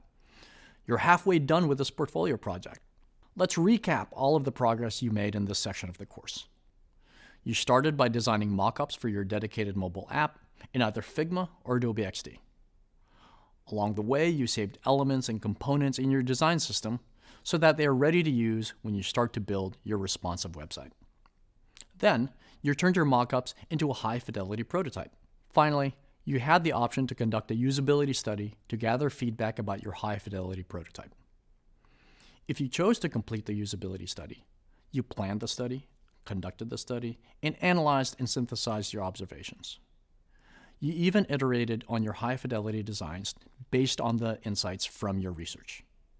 And just like that, you finished designing your dedicated mobile app for social good. In the real world, you'd be handing these designs off to engineering to develop before releasing the mobile app. But for now, it's on to design a responsive website to pair with your app. You're getting so close to finishing your third portfolio project and being able to apply to UX design jobs. Keep up the good work. Welcome back. You've just completed designing your dedicated mobile app. Congratulations. Now it's time to take what you've learned about your product and your users and apply that to design a responsive website for social good. As a reminder, responsive web design means creating changes to the appearance or layout of a website depending on the device being used to view it and the size of the screen. As a UX designer planning a website, you'll need to consider how the elements on each page will appear on different size screens. At the beginning of this part of the course, you'll learn how to design for different experiences and screen sizes.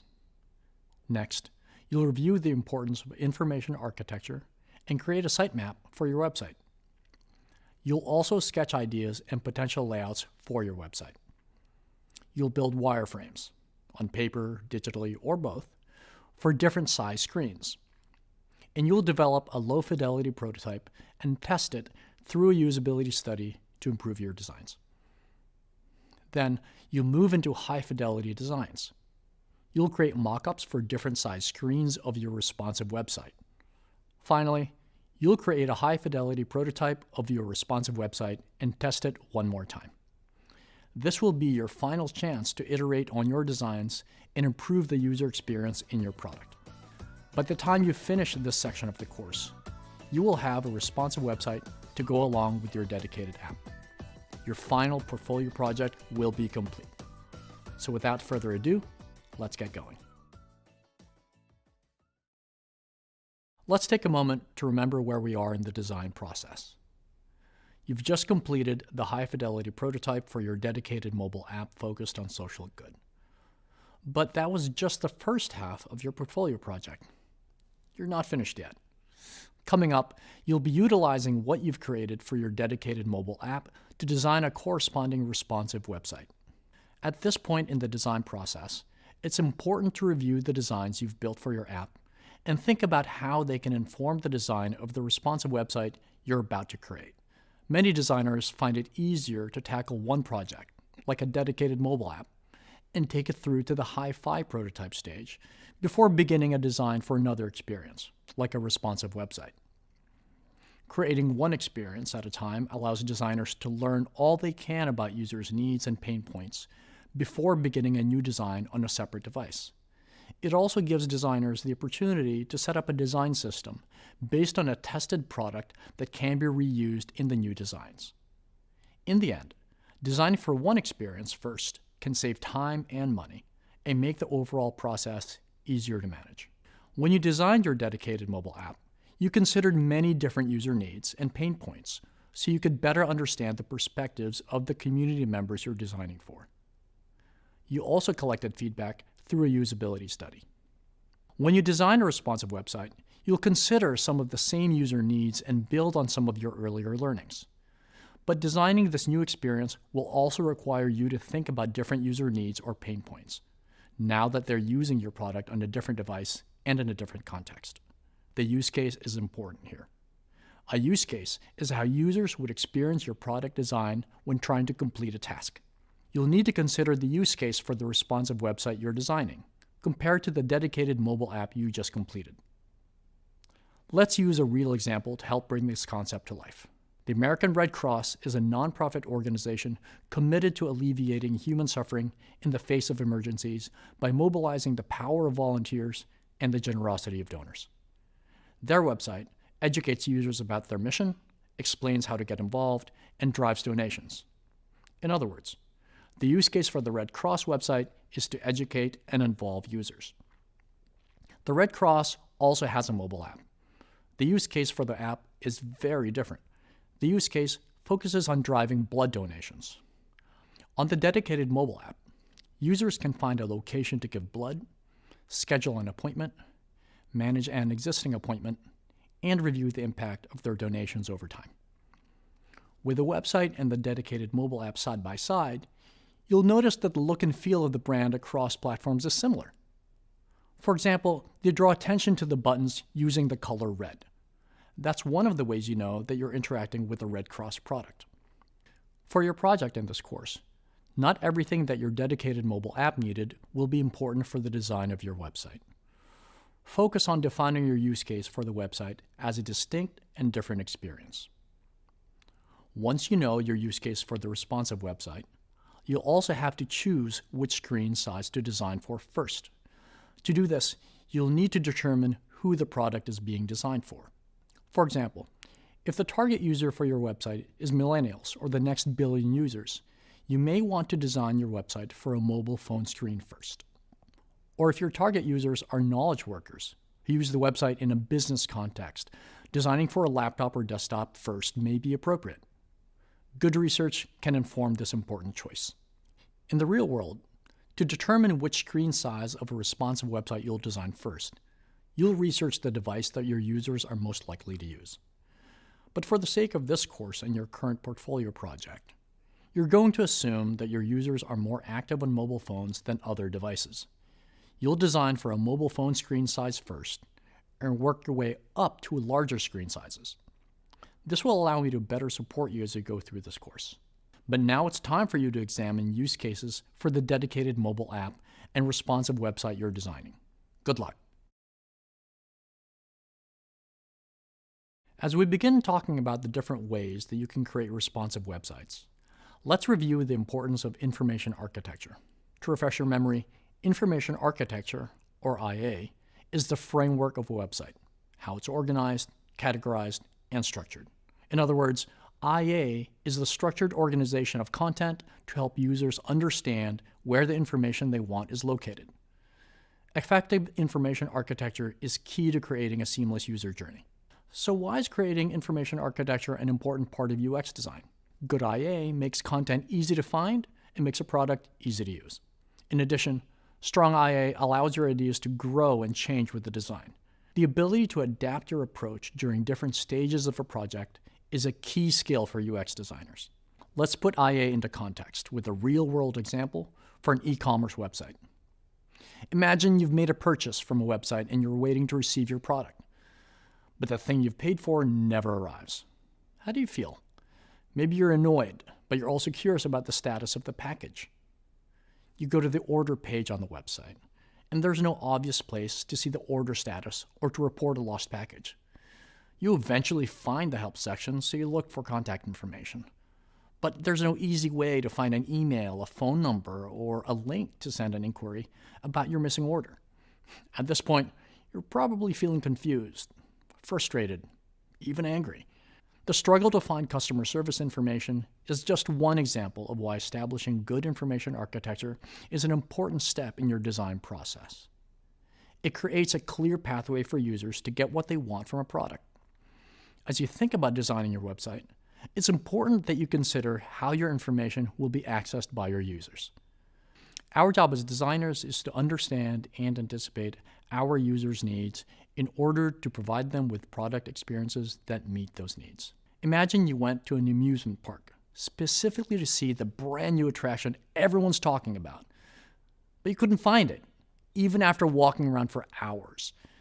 It's not good enough to build an awesome roller coaster or provide the desired functionality through some feature. If people can't find what they're searching for, understand the terminology, or navigate a product's hierarchy, the feature or ride might as well not exist. Now that you understand the importance of information architecture, let's put this into action for your own website design. Coming up, we'll revisit how to build a sitemap. With everything we just discussed about information architecture in mind, it's time to create a sitemap for your responsive website. Remember, a sitemap is a diagram of a website or an app that shows how pages are prioritized, linked, and labeled. Sitemaps are a great way to review all of the pages you'll need to design for your website. Building an effective sitemap also allows you to identify unnecessary pages or spot gaps where you need to create a new page. So how do you create a sitemap for your responsive website? There are 6 steps. First, think about pages that are commonly found on websites. This is the research part of creating a sitemap. It's helpful to check out the websites of your direct and indirect competitors, or revisit the learnings from your competitive audit. For this project, you might also want to check out the websites of large nonprofits or other organizations that drive social good. Take note of common pages that those websites include, such as a page to describe the organization's mission, a page to drive donations, or a list of the organization's locations. Second, recall information about users. You'll want to keep your users' problems and goals in mind as you create your sitemap to ensure that users get what they need from your site. To do so, revisit the information you collected during the empathize phase of this project through empathy maps, personas, user stories, and user journey maps. You learned a lot about the users you're designing this project for, and many of those learnings should be relevant to your responsive website. Third, decide on a website structure. What structure will your website use? Sequential, hierarchical, matrix, or database? Remember, you might use a combination of these structures or a different structure altogether. Let's review the first two, which are the most popular choices. As a quick reminder, sequential describes a website structure that leads a user through a step-by-step process. And a hierarchical structure describes a website that's organized by importance. Hierarchical is also the most common type of sitemap, so you'll likely use some variation of a hierarchical website structure for this project. Okay, back to the steps to create a sitemap. After deciding the structure for your website, it's time to start creating the sitemap. You should start with the home page of your sitemap. The home page is the access point for your website and the first part of your product that users will experience. In addition, the home page is often placed at the top of a sitemap, so it's a logical place to begin. From the sitemap, you can name the main categories of content on your website. Remember, for a website, these categories usually appear in a navigation bar at the top of the home page or in a hamburger menu. For this project, your main categories might include things like an About page or a donation page. And finally, you can add subcategories. This is when the final details of your sitemap will come together. In other words, you'll add subcategories that connect from each of the main categories you just outlined. Remember, these are also called child pages that are attached to a parent page. As you consider how to place the subcategories, think about the user flow through your website and the navigation you want to create. And just like that, you will have a sitemap for your website. This sitemap will give you a general idea of how your responsive website will function and the ways that it will meet your users' needs. Now you have the opportunity to create a sitemap for the responsive website you're designing. Think logically and keep the user flow through your design in mind. Welcome back. You've created some of the structural elements, like a sitemap, that will serve as the foundation for your responsive website. Now it's time to come up with lots of ideas for the layout of your site through sketching.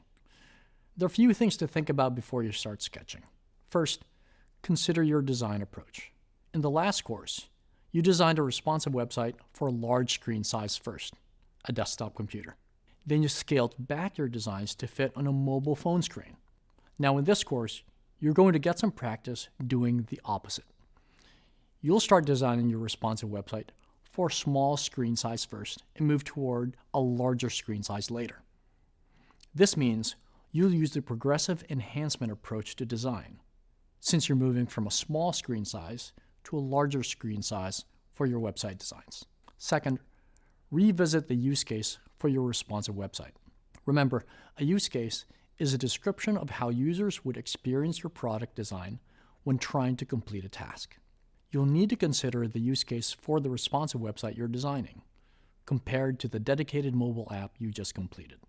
What do you need for this design that you didn't have in the dedicated mobile app? This will inform your sketches. Third, as you think about potential solutions to the user problem, keep your users top of mind. Take a second to think about the user's step-by-step journey as they try to meet their needs by using your website. Remember, there isn't one solution for your users' problems. Your solutions will likely change and evolve over time. Finally, remember the layout and sitemap you're trying to achieve for your responsive website designs. This will help you focus your creativity on designing within those parameters. I'll provide a quick reminder of some common website layouts in the next video. At this point in the course, you'll use the Crazy 8s exercise to quickly come up with ideas for your responsive website. You'll need to revisit the problem statement you created earlier in the course, because you'll come up with ideas for solutions to the user need you outlined. To set up the exercise, fold a piece of paper in half 3 times until you have 8 boxes, set a timer to 60 seconds for each sketch, and get started. Your sketches might range from a really big donate button in the middle of the page to a carousel of images that bring stories of community members to life. Some of the ideas from this exercise might end up being parts of different pages on your website. So get creative about how you can solve the problem your users are facing. A pro tip for Crazy 8s is that it doesn't have to be completed in one sitting. If you find yourself having trouble coming up with ideas, take a break. Maybe grab a glass of water or give yourself a few minutes away from the page. For some people, powering through can ignite creativity, but for others, it doesn't, and that's okay. Before you start ideating, let's quickly review some common web page layouts. Meet you in the next video. Hi, at this stage of the project, you're ready to start sketching ideas for your responsive website.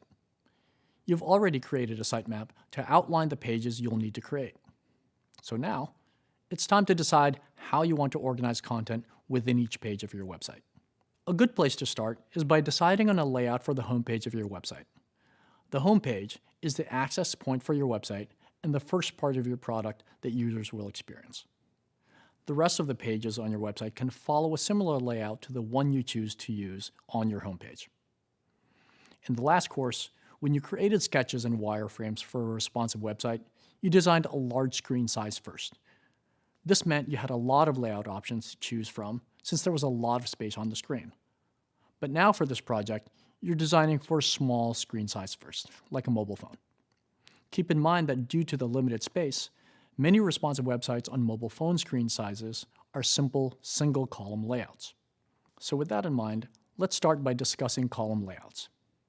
In a column layout, there's a navigation menu at the top of the website and one or more columns of content that run down the site. On blog sites like Medium, the focus is on content, so a single column layout works well. You'll notice that they use a single column layout for both the desktop and mobile versions of this page. One thing to keep in mind, when website designs use a two-column or multi-column layout, there's usually a focal point. A focal point is a specific and distinct area of the website that captures the user's attention. For example, on the Grow with Google website, images are used to draw the user's focus to the categories of the website.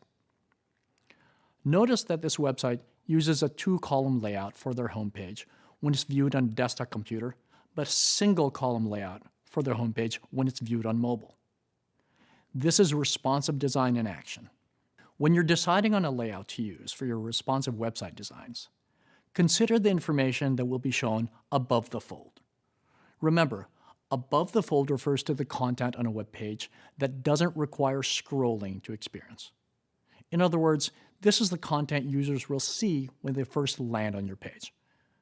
You want to display the most important information for your user flow above the fold. For example, let's check out the Feeding America website on a desktop and mobile screen size. Both versions of this responsive website clearly draw users to the Donate button, which is the user flow Feeding America is most focused on. In the last course, we introduced a lot of ways that a web page can be laid out. In addition to single-column and multi-column layouts, you also learned about a box layout, which consists of boxes or squares of various sizes and proportions. A featured image layout, which places the user's focus on a single image or video that often takes up the entirety of the page. Asymmetrical layouts, which have purposeful imbalance between different sides of a page, including F-shaped layouts and Z-shaped layouts. A grid of cards layout, which features a series of cards that provide previews of more detailed content. And a tiered layer cake layout, which has individual rows or layers stacked on top of one another. Within each row, there can be different numbers of columns, and they don't have to be consistent. This is the layout that your instructor, Dave, demonstrated on the library website. If you'd like to learn more about layouts or explore examples of each website layout, feel free to revisit the videos from earlier in the certificate program, which will be linked in the course reading. Otherwise, good luck coming up with ideas for different ways to lay out your website. Get your creative juices flowing with Crazy 8s. Hi again. Earlier, you created sketches to come up with ideas for the design of your project. Now, it's time to use those sketches to create wireframes for your responsive website. You'll start by creating wireframes for the mobile phone screen size of your responsive website. You might remember that a wireframe is an outline or sketch of a product or a screen. There are two ways to create wireframes: paper and digital. Designers usually start with paper wireframes to plan the initial direction of the design. Later, these paper wireframes are turned into digital wireframes to refine and build out the entire user flow. Platforms like Figma and Adobe XD are great for this. For this project, you'll have the choice to create paper wireframes and then build your digital wires, like you've done for earlier projects in the certificate program. Or you can jump right into digital wireframes. Keep in mind, it's faster and cheaper to draw paper wireframes. So if you're still coming up with ideas for what your website pages should look like, it's probably easier to start by creating wireframes on paper. However, if you already have a clear vision for all of the pages of your website, then you can get right to digital wireframing. Another option is to do a combination of the two. For pages where you need to ideate, you might want to create paper wireframes. But for pages where you already have a layout in mind, you can skip ahead to digital wireframes. Early in your UX design career, you're more likely to need to start with paper wireframes. As you get more experience as a UX designer, you'll have more ideas about how to lay out a page and can build from previous designs you've created. So you'll be able to more easily jump straight into digital wireframes without paper wires first. Okay, you're ready to create paper and digital wireframes for the mobile version of your responsive website. Best of luck. Hello again. Now that you have wireframes for the mobile version of your responsive website, it's time to adapt them to a larger screen size. So how do you, as a UX designer, apply responsive design to a website? It takes a bit of planning, and it begins with the wireframes that you've already created. For example, take a wireframe that you created earlier for a mobile phone screen size and plot it on dot paper. Using dot or grid paper makes it easy for you to shrink or scale elements of the wireframe in a consistent way. Since desktop screens are significantly larger and wider than mobile phone screens, you'll now have to create a wider version of the wireframes you drew earlier. You will scale up your wireframe to 2 to 3 times the size to fit a larger screen. Since you're moving from a smaller screen with less digital page space to larger screens with more space, you can add more elements and components to your new wireframes. You may also need to increase the size of text and images across your website to ensure it still looks good on a bigger screen. First, start with a grid paper and a pen or pencil. Then draw a frame for each of the different size screens you want to scale your designs to. Next, rearrange your wireframes for each of the different screens. Use the dot or grid paper to resize your existing wireframes to these new screen sizes. All right, here's an example that I came up with. On the left is my mobile phone wireframe, and on the right is my desktop-sized wireframe. First, you notice that I converted elements and components that are meant to save space into larger designs.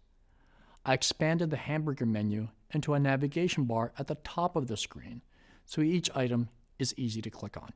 Next, I placed the text at the top of the mobile app below the navigation bar, but it wasn't enough to fill the screen, so I added a hero image to the right. Finally, I flipped the vertical column of images into a horizontal row of images to make better use of the desktop screen width. When you change your design elements to fit a new screen size, you can resize the text, icons, images, and navigation bars to fit better on your responsive grid. For example, a mobile screen size may not fit a hero image, but a desktop screen size will have more space. But you'll also want to focus on the spacing between elements. Make sure that the distance between icons or text is proportionate. All right, so that's how you resize your wireframes on paper. Keep in mind, if you're working on digital wireframes only, you can do the same resizing exercise in Figma and Adobe XD using a grid layout instead of grid paper. Now you're ready to adapt your own website wireframes for different screen sizes. Good luck. Hello again. Great job creating wireframes for various pages of your website that will adapt to different screen sizes. You've been working so hard during each stage of the design process in this course, and it's time to move even closer to your final designs. You You'll turn your responsive website wireframes into a low-fidelity prototype. To create a lo-fi prototype, you'll follow the same process that you did earlier in the course when you turned your dedicated mobile app wireframes into a low-fidelity prototype. Remember, the reason we create prototypes is to test the functionality of your designs and identify problems related to the function of your app. Focus on the main user flow and connect all of the screens in your app to move through that flow. Remember to think about connecting elements that will help users move both forward and backwards through the flow, including arrows, X icons, and logos that connect back to the homepage. I know you're well prepared to create a low-fidelity prototype using your wireframes. You've done this before, so it's time to show what you know. Hi there. You just built a low-fidelity prototype for your responsive website. Great job. This video is just a quick check-in to remind you where you're at in the design process. It's time to gather feedback on your responsive website with a usability study. A usability study is a research method that helps us understand how easy it is for participants to do core tasks in a product. You can conduct as many usability studies as you need to gather feedback, make changes to your designs, and improve the user experience. Keep in mind, you can conduct a usability study focused on one screen size of your responsive website, like the website on a mobile phone. Or you can test multiple screen sizes of your website. It all depends on the type of feedback you want to receive. As you move into this part of the course, keep in mind the 4 things you'll need to do. First, plan the study. Second, conduct the study. Third, analyze and synthesize the observations you collect during the study. Remember, the goal here is to turn your observations into insights. And finally, iterate on your designs based on the insights that your research uncovered. If you need more information about how to conduct a usability study and iterate on your designs, check out the readings to revisit earlier material. Otherwise, start planning. At this stage, you're moving into high-fidelity design and can start to create your mockups. These static designs are meant to feel like the final product. Mockups should include visual design elements like typography, color, and iconography. Mockups should also adhere to visual design principles like emphasis, hierarchy, scale and proportion, and unity and variety. At this point, you've already created and stored some reusable visual and UI elements and components in a sticker sheet or assets panel. Remember to use them as you build the mockups for your responsive website. In addition to creating the mocks for the mobile version of your responsive website, you'll also want to create mocks for larger screen sizes. As with your wireframes, you'll want to consider how to change your design elements and components to fit a new screen size. You can resize the text, icons, images, buttons, and navigation bars to fit better on your responsive grid. Here's an example of the mobile version of a website being resized to better fit a desktop version. You'll notice that the mobile version has a carousel that a user can swipe through. On the desktop version, the carousel content has been broken out into cards arranged on a grid. This layout makes better use of the additional screen space. That's it. We've reviewed some tips for creating mockups for your responsive website. Now it's your turn to work on your designs. Well done on creating mockups of your responsive website. I'm sure it feels great to be so close to the end of this portfolio project. You're almost there. There's only one thing left to do for your responsive website. Convert your mockups into a high-fidelity prototype. I bet you remember the process to create a high-fidelity prototype from earlier in the course, when you created a high-fidelity prototype for your dedicated mobile app. In case you don't, here's a super quick refresher. First, lay out the mockups in the order of the main user flow. Second, connect the screens or elements within the screens. Third, add interaction details. For your responsive website, you'll probably stick to a mouse click, but feel free to explore in Figma or Adobe XD. Fourth, adjust the animation. Remember, the animation settings determine how the prototype moves from one screen to another. And fifth, Complete this process for all of the screens in your responsive website. So why would you create a high-fidelity prototype again? Well, Hi-Fi prototypes give you the opportunity to test your app designs with users. Testing helps you decide how to iterate on your designs based on the feedback that users provide. And testing proves whether the solution you've been designing addresses the community problem you're trying to solve. Also, in the real world, a high-fidelity prototype is what you'll likely share with your manager, colleagues, and cross-functional teammates at the end of a design project.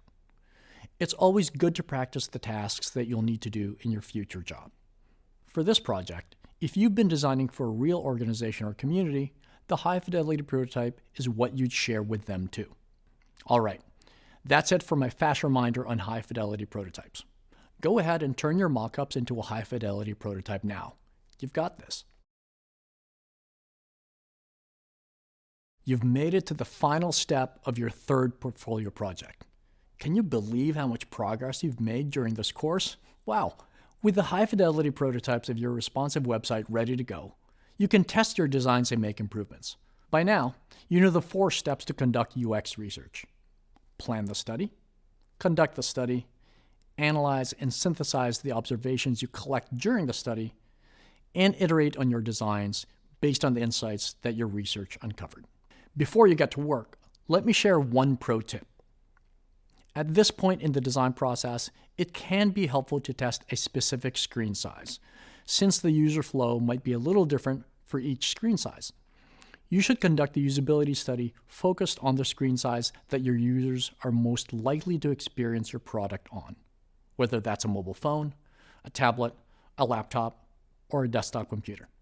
This is also a great time to gather feedback from the community you've been designing for, to check that your solution addresses their needs. And with that, the time has come to conduct the very last usability study of this certificate program and iterate on your designs one more time. You can do it. A huge congratulations! You've finished designing a dedicated mobile app and a responsive website for social good. What a big milestone! If you've been completing the courses of the certificate program in order, you already know about the value of portfolios for UX designers. Portfolios are the primary way for designers to present their work to recruiters, hiring managers, and everyone else. You've already added your first 2 projects to your portfolio. Now it's time to add your third and final project about designing for social good. Remember, a major component of your portfolio is the case studies that showcase your work. A case study is a detailed summary of a design project that typically includes the project goal and objectives, your role in the project, research methods and insights, design process and artifacts, challenges and constraints, the outcome of the project, and lessons learned. Case studies demonstrate your design knowledge, your willingness to collaborate with a team, and your ability to see an idea through from start to finish despite challenges. When a recruiter or hiring manager is considering you for a job, they'll want to find case studies within your portfolio. Each design project you complete will have its own case study. Case studies should be presented in a concise and engaging way. Your case study needs to tell recruiters exactly what they need to know as quickly and efficiently as possible while being visually appealing and easy to skim. There are some critical pieces that your case study should include, such as the goal of the project, the objectives to meet that goal, and the role that you played throughout. It's helpful to include the key challenges or constraints that you faced.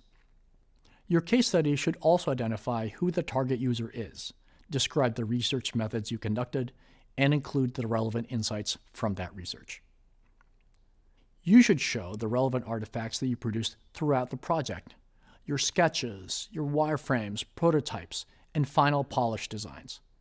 It's important to show not only the final result, but to also provide a glimpse into how well you used the design process to solve real users' problems. If the project launched or otherwise had a real introduction to the market, sharing real outcomes is a huge plus.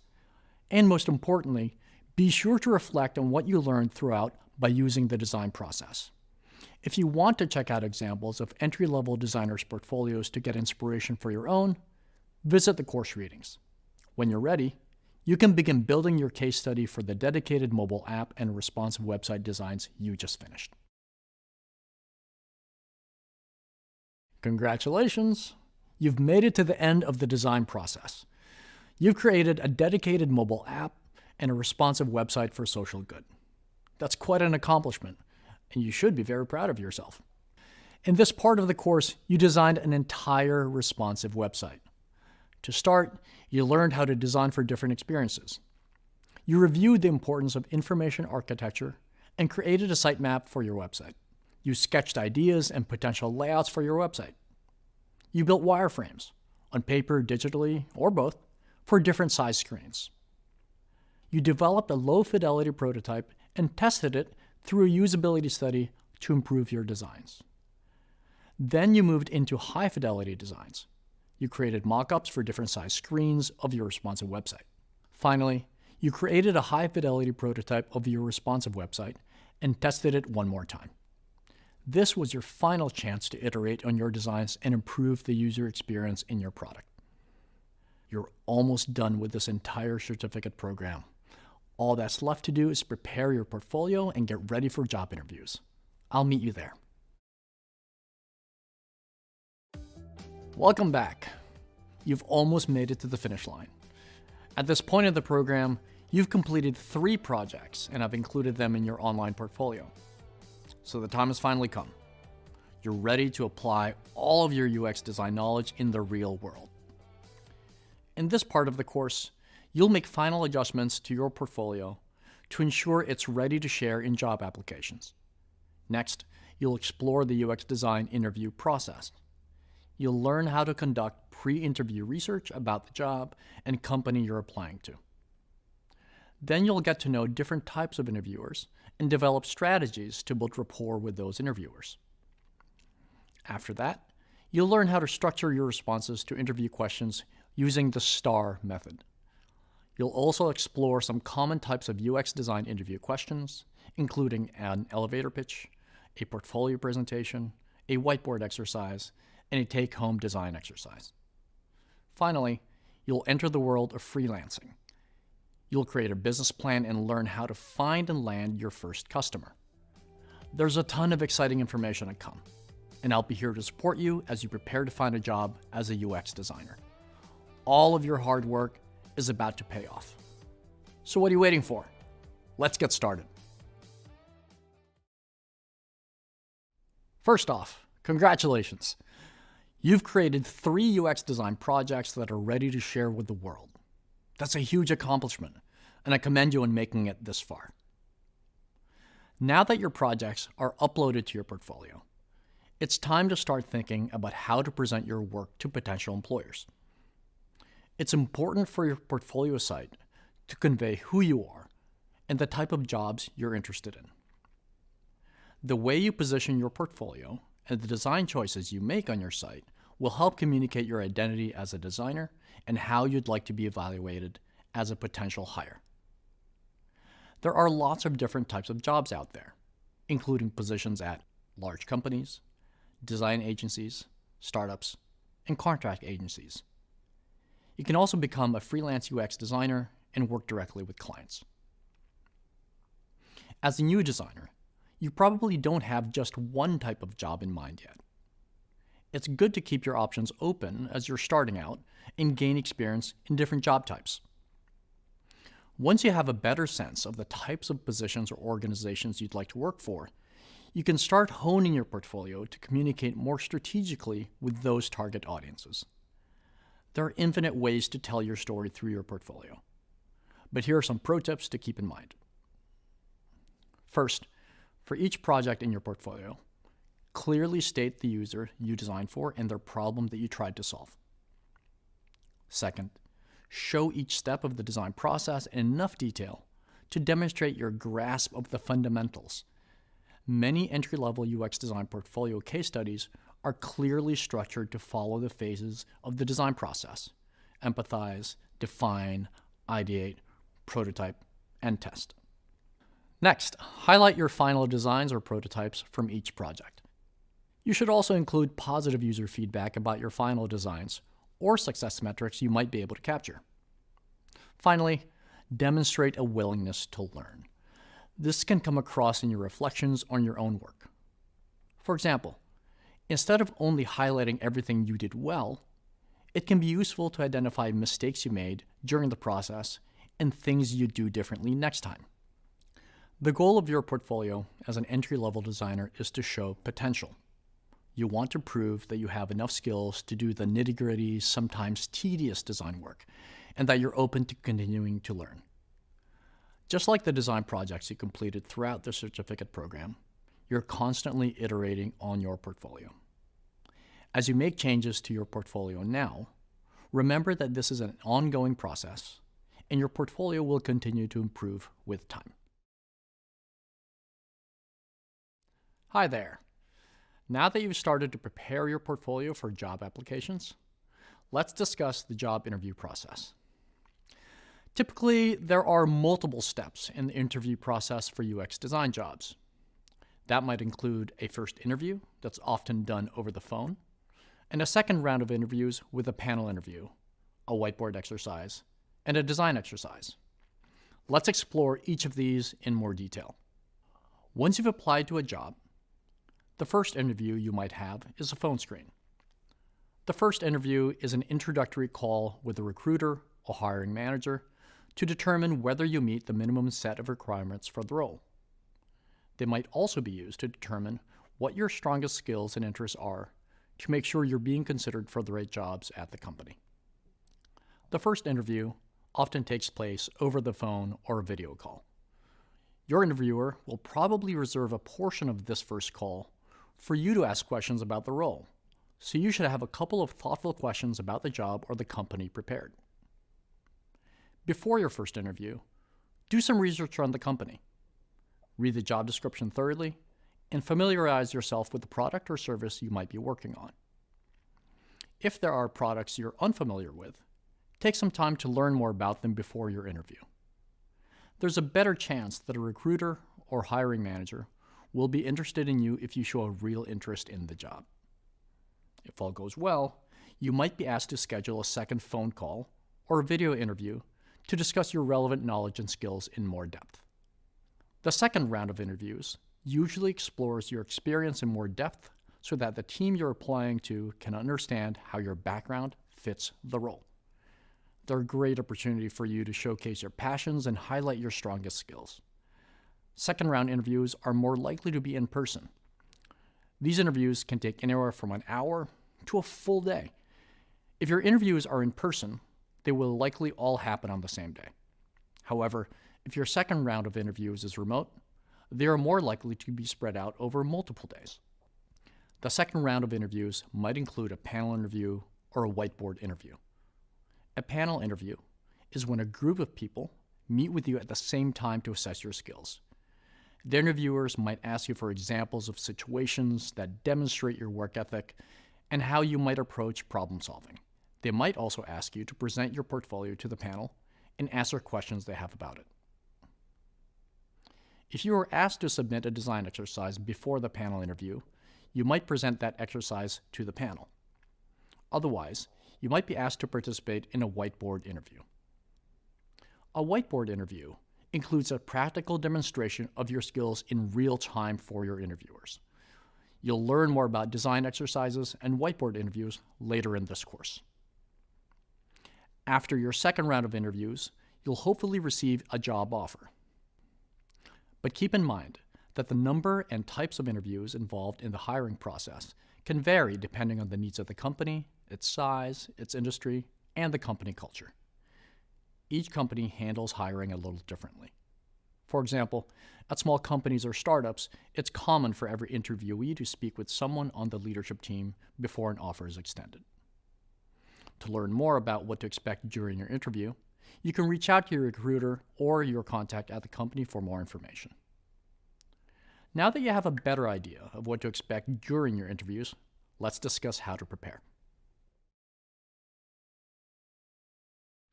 One of the most important things that you can do to prepare for an interview is to learn about the organization you're interviewing with and the products you might work on. You want to know what you're getting yourself into before the interview takes place. So in this video, we'll discuss how to conduct pre-interview research.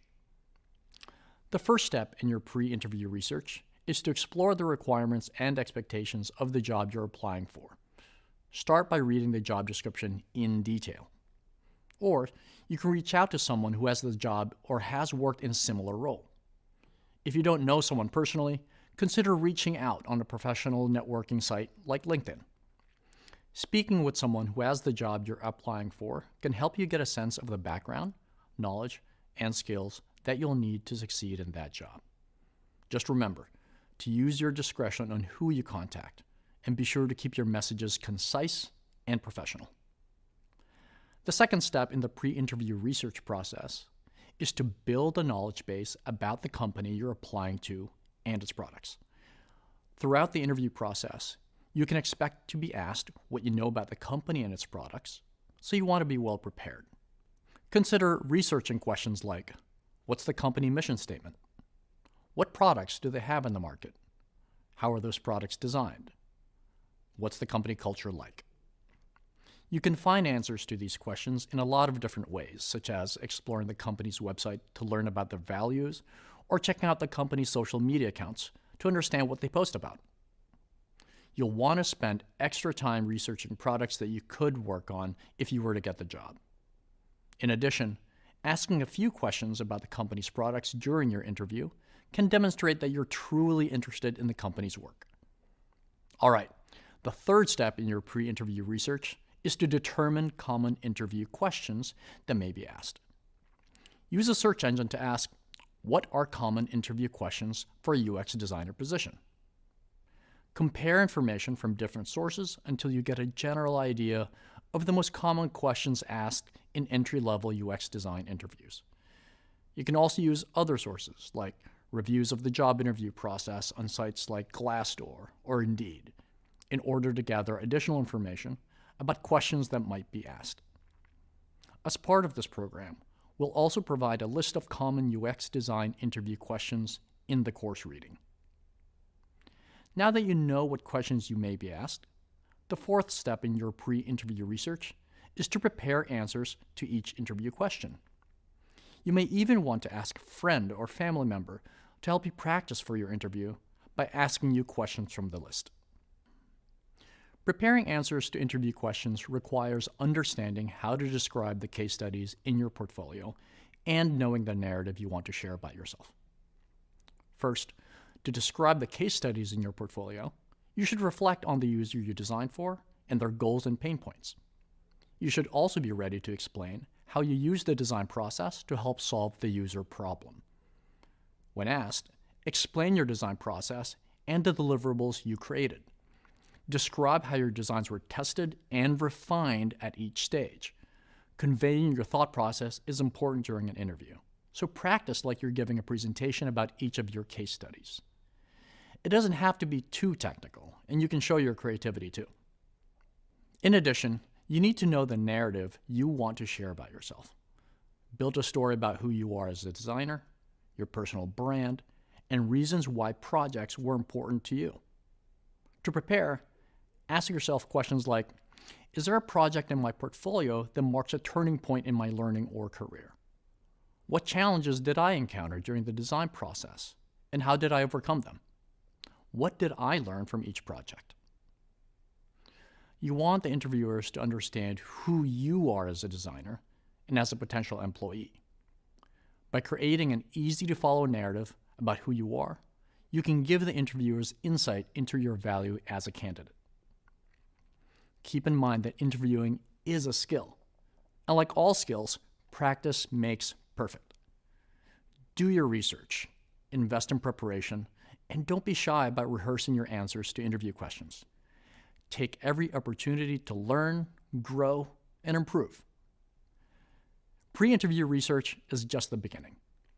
In the next video, we'll discuss getting to know your interviewers. Let's keep going. One of the most important things that you can do to prepare for an interview is to get to know your interviewers. Is the person you're meeting with a recruiter, a hiring manager, or an evaluator? Depending on the company's hiring process, you might eventually interview with all of these types of interviewers. So let's explore the roles of a recruiter, a hiring manager, and an evaluator in detail. Typically, recruiters are liaisons between you as a potential employee and the hiring manager. For the most part, recruiters work for a company or agency to find candidates that fit the requirements that the hiring manager has outlined. Recruiters usually begin the hiring process by conducting the first interview, which is often a phone screen to determine whether you meet the minimum set of requirements for the role. Speaking with a recruiter during your first interview is an excellent opportunity to figure out if you and the role are a good match for each other. During this first interview, the recruiter might ask questions like, what do you know about the company or product? Why are you interested in the position? What are your strengths? Can you take me through one of your design projects? During the first interview with a recruiter, don't be afraid to ask questions of your own. In fact, recruiters expect you to.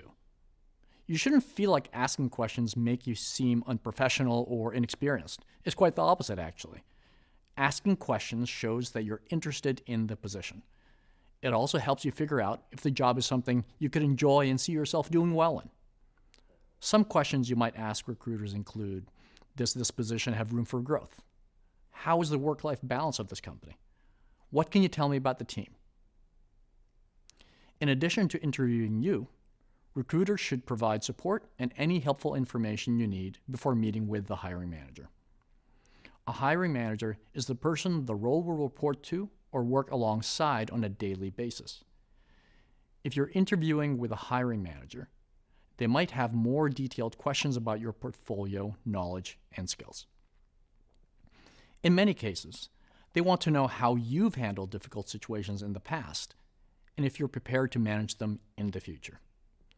Self-aware employees who want to learn and grow are much more in demand than those who can't recognize their mistakes. Hiring managers want to learn more about you as a person too. You'll want to focus on your related UX work most of the time, of course. But don't be afraid to mix in a personal story as well that expresses your personality and your interests, as long as it's appropriate. Depending on the company you're interviewing with, you might meet with a hiring manager at any point during the interview process. Finally, an evaluator is a subject matter expert who isn't a professional recruiter or hiring manager, but is there to evaluate candidates to make a recommendation on whether to proceed with the interview process. Evaluators might approach the interview similarly to hiring managers, but focus more on your range of skills. A lot of times, evaluators are keeping an eye out for candidates who might be a good fit for the company as a whole instead of for just one particular role. You're likely to interview with an evaluator during the second round of interviews, like during a panel or whiteboard interview. So far, we've discussed the types of roles your interviewers might have. Another way to get to know your interviewers is to do a bit of research on them. There are two main places to search for information about your interviewers: the company website and their interviewer's LinkedIn profile. Smaller companies often have an About page on their company website where they list team members. The company site can help you learn more about each interviewer's role at the company. Another place to search for information on your interviewers is LinkedIn. Today, most professionals maintain a LinkedIn profile. These profiles usually include an individual's job history and related experiences. Your interviewer also might include their portfolio of work on LinkedIn, which is a super valuable resource. Reviewing their portfolio shows that you're interested in them and have done your research, which helps you make a strong impression that you're committed to becoming a member of their team. And that's it. You now know about the types of people who might interview you for an entry-level UX design role: a recruiter, a hiring manager, and an evaluator. And you know about a couple of ways to do research on your interviewers. Up next, we'll explore how to build a rapport with your interviewers.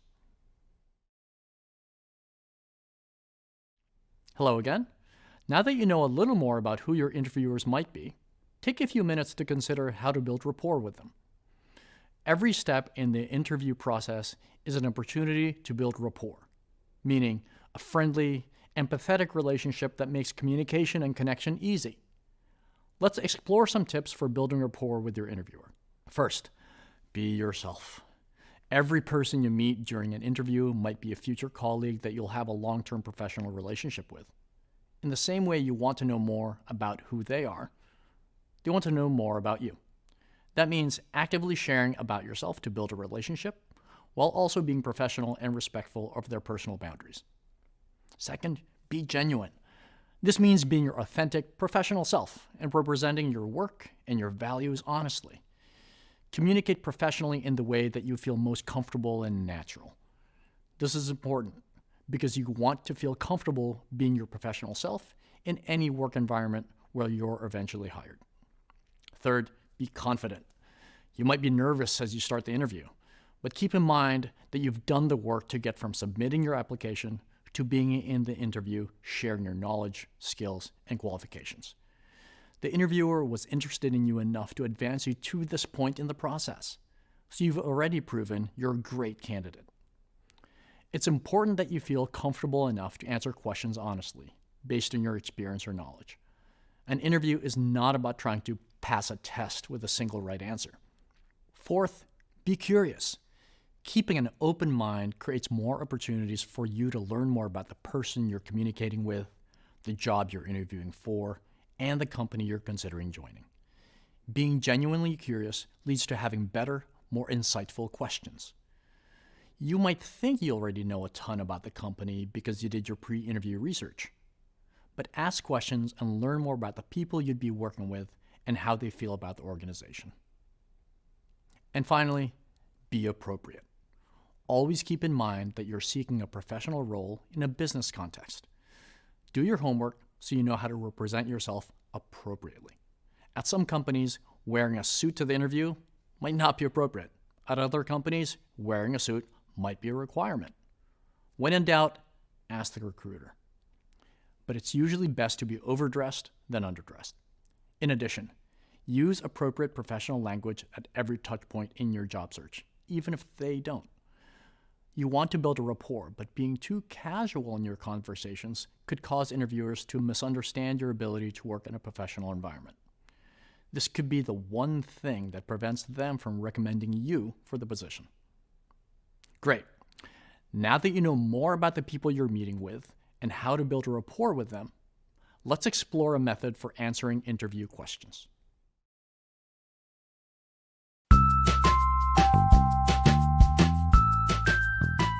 Hi, I'm Cynthia, and I'm a UX manager at Google.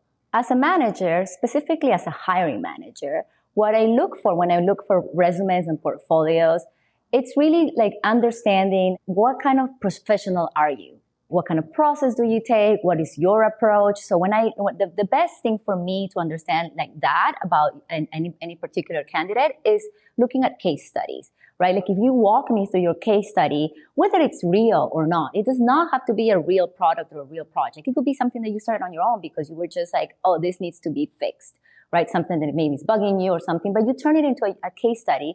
And the case study for me tells me a lot about how do you approach a problem? How do you identify an opportunity? What kind of things would you do in order for you to drive that idea forward? I really focus on understanding not only your approach, within that approach, how do you talk to your coworkers? Are you a good teammate? Do you like to collect feedback about how do you work, the project, and so forth? How can things be better? How do you present? How do you communicate? How do you deal with difficult situations? And those are important skills that I look forward because we work in teams. And as a team member, I want to make sure that we can work well together. For me, I look for people that can add value and add different perspective to my team and the larger team. I don't want to hire another person that is just like the rest of us, right? I definitely advise you to not only prepare for answering questions, but have your questions ready so you can ask those questions, do your homework of what are the things that you will care about knowing while you're talking to whatever company you're talking. Do your homework about the company and maybe even the team members if you have the roster of the people you want to talk to. So you can target the questions based on who they are.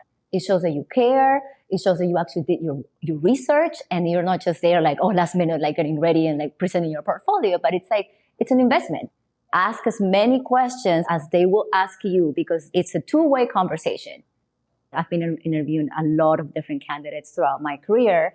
And one of the things that I remember, for example, of sometimes you meet candidates and maybe they don't have the right skill set on paper, right? But when you meet the candidate, and this has happened to me actually multiple times, I've met various people that were, after seeing the portfolio, I'm like, oh, this is a good portfolio, but maybe the resume, like, I don't know the skills, the experience, or they have the right experience.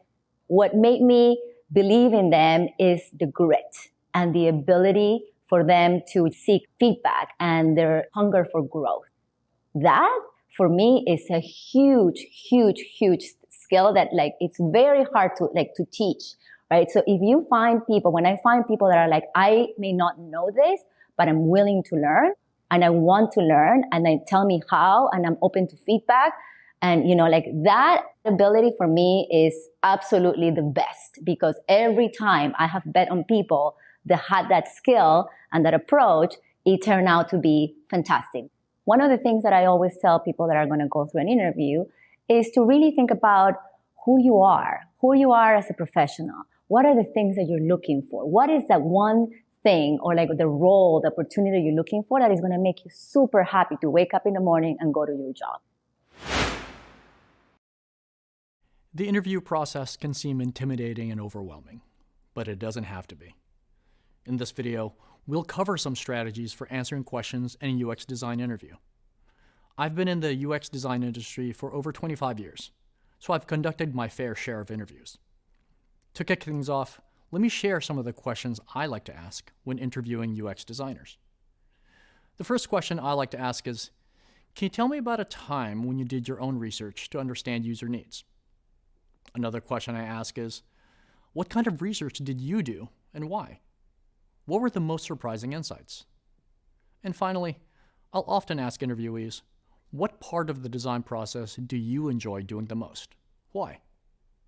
Those questions might feel new to you, or they might seem familiar, but I'll outline a great way to answer them in an interview setting. The best answer is a clear answer that actually addresses the question being asked. Don't be afraid to take the time to gather your thoughts and know what direction you want to take before answering. Preparing a list of interview questions and answers ahead of time is a great way to study for an interview. A helpful strategy for answering interview questions is to use the STAR method. STAR stands for situation, task, action, result. For example, imagine I'm being interviewed, and the interviewer asks me, describe a project that makes you proud. Using the STAR method, I want to structure my answer in a way that's relevant and easy to follow. My first thought goes to a specific situation that relates to that question. So I'll start with, when I was working at Microsoft on the Xbox 360 as part of the design team. Next, I'll relate that situation to the task that I was assigned.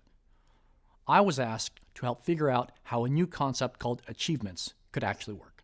Achievements were system-level rewards for meeting in-game objectives. It was a new idea that nobody had done at that point, since this was 2004. Then, I'll share the action that I took to complete that task. I worked with fellow UX designers and product managers to design the achievement system and its user experience, and then with game designers from Microsoft Game Studios to shape and validate the idea. We iterated the design with prototypes and then tested them with users to get the behavior and interaction models right. Then I worked with the interface designers to dial in the look and feel, with the sound designers to get the sound right, and with the hardware engineers to make the lights flash on the controller. Finally, I'll share the result that was achieved at the end of that situation. Through a lot of hard work, we enabled an Xbox 360 platform experience where gamers could meet an in-game objective and be rewarded with an achievement. Once they had an achievement, the gamer could press a button on their controller to learn more about it and accumulate trophies and points in a collection attached to their gamer profile. This became a signature experience for the Xbox 360 and introduced an interaction model that all games and consoles have since adopted. While answering questions using the STAR method, be sure to give the interviewers a sense of who you are and why you're there. Be well prepared with specific points about how your unique background and experiences fit with the position. Now it's your turn. Think about the 3 questions I shared at the beginning of the video and try using the STAR method to come up with responses. The more you practice, the better you'll be at using this method.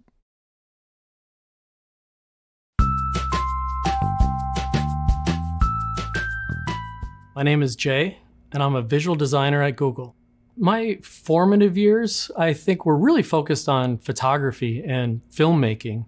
I had aspirations to become a filmmaker and be on the next Star Wars movie. And of course, I instantly learned that I needed to know a lot more software if I really want to get into this field. So I started becoming a freelance designer and kind of picking up odd jobs and teaching myself the software along the way. So I kind of took a non-traditional approach to getting into the industry. When you're looking for your first UX design job, it's easy to focus in on a company that you admire. But I think especially early on, what you really want to look for is that culture. You want to make sure that you've got strong mentors, strong leadership, people with vision, people that understand what they expect of you and what you can expect of them. Because at the end of the day, your first few years are extremely formative. You're defining who you are as a designer and what you love to do. So interviewing for your first UX design role, it's really exciting. I think there's a lot of things that people focus in on. They focus on the work, they focus on the craft. They want to make sure that their portfolio is strong and clearly reflects who they are. But I think it's more about showcasing 3 specific things. First, it really is about how you got from concept to launch. It's not about what you launched, it's more about how you got there. So as a UX manager, the things I'm looking for when it comes to how you launched a product tends to be more about how you adapted your idea throughout that process. But what we love to see is a designer have an idea, test it, get in front of people, and then adapt and change and refine and define that problem greater. So it's that adaptability kind of throughout the design process that we're really looking for. The second thing is passion. We really want to know what you're passionate about. When you come into that interview, I think the more you can show what areas of the whole design process that you're passionate about, the better we can help you with your career, the better we can actually push you forward and fit you with the right team at the right time. I think the third thing that you really want to showcase is what have you learned along the way from project to project, and how has it influenced the next thing that came along? So take a step back. Really understand your own personal journey. What do you love about design? What do you love about the process of creating a product? What do you want to learn next? Where do you want to see your career go moving forward? All of these things, I think, will help a UX manager not only understand the impact that you can make in a new role, but they can also understand how to influence and help shape your career so you can actually grow as an individual and make the career jumps that you really want to make. Have you ever been in a situation where someone's trying to get to know you and you don't know how to describe yourself? Or have you ever felt like you went on about yourself for way too long? We've all been there. That's why when you're interviewing or networking, it's important to be prepared with an elevator pitch that describes who you are and what you're looking for. An elevator pitch is a short, memorable description that explains a concept in an easy to understand way. The idea is that you only have the attention of your audience for the duration of an elevator ride. So you have to be able to communicate the concept quickly and succinctly. For our purposes, the elevator pitch will focus on who you are and what makes you a unique and valuable UX designer. So what's needed in a UX designer's elevator pitch? Let me share an example of my own elevator pitch. It includes a lot of info, so let's break it down into sections. There's the intro. It details who I am and a bit about my professional background. I'm Paolo, and I'm a user experience designer, manager, leader, and educator with 25 plus years of experience designing products and services across several industries and all consumer platforms. Next is the most applicable part of my background that I bring to this job opportunity. I've contributed to the consumer user experience of billions of people through my work on YouTube, Netflix, Mercedes-Benz, Zynga, and Xbox, as well as the business enterprise experience through my work at Microsoft, Oracle, and IBM. After that, I add in what makes me excited to be working in UX and showcase my passion for the work I've done. I love being able to make technology useful, usable, and beautiful for people globally. And last, I communicate why I'm interested in working for Google. Google's mission is to organize the world's information and make it universally accessible and useful. That excites me both as a designer and as a longtime user of Google products. Always come to an interview with an answer for all of these questions and an elevator pitch that communicates your qualifications for that specific job. Once you create and start using your elevator pitch, you'll see its value in all types of situations, not just when interviewing with potential employers. I can't promise that an elevator pitch will get you out of an awkward social situation, but you will be more prepared when an interviewer asks you to tell them about yourself. Take a moment now to come up with your own elevator pitch using the template I just shared. Good luck.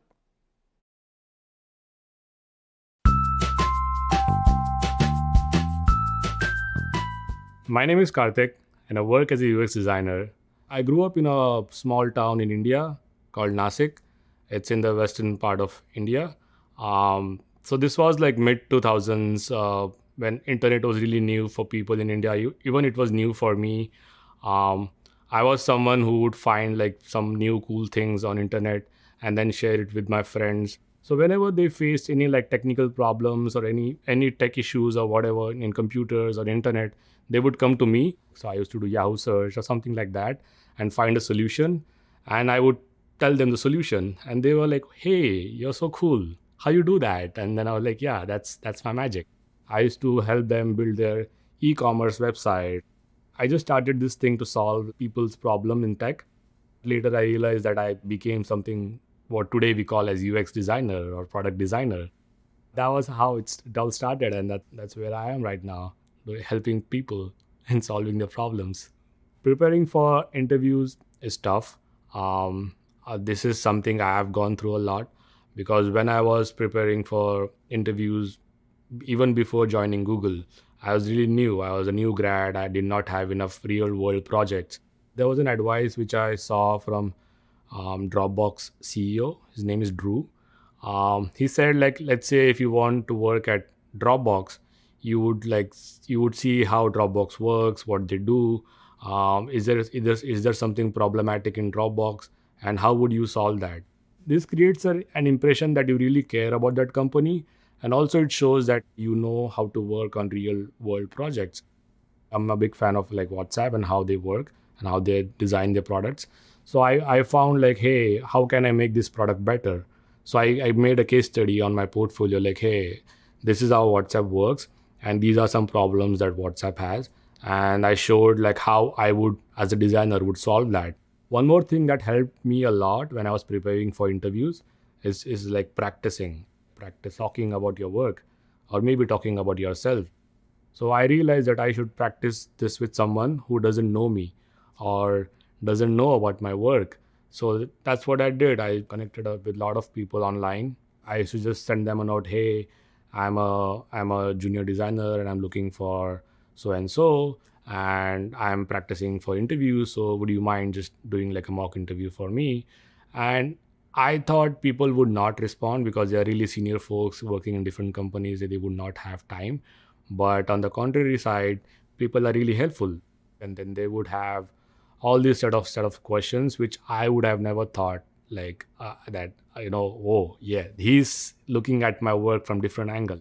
That's why I would say like if you do a lot of mock interviews with like some real designers in other world, then it will help you to have that confidence when you go for like real interviews. As I mentioned earlier, during your second round of interviews, you may be asked to present your portfolio. This is your time to shine a spotlight on all of your design work. If you've been asked to deliver a presentation of your portfolio, there are many approaches you can take. Your interviewer might even have a set structure for you to follow. But to bring this concept to life, Here's an example of what a portfolio presentation during an interview might include. First, introduce yourself and your background. You can keep this brief. Share your name and a short description of your educational or work background using a warm and friendly tone. Second, present your most important or relevant case study. Clearly state the user you designed for and describe the user's goals and pain points. You should also explain how you use the design process to help solve the user problem. UX designers should always put the user front and center, so you want to showcase this in your work. Then, explain your design process in order and draw attention to the deliverables you created. As part of this, you'll want to describe how your designs were tested at each stage and the improvements you made to your designs based on the insights from your testing. You should also be sure to share lessons learned. Recruiters and hiring managers are looking for someone who wants to learn and grow. A great way to show this is by calling out things you do differently the next time around. Third, if time allows, you can present an additional case study. Fourth, present any pre-assigned design exercises. We'll talk about design exercises in more detail in the next video.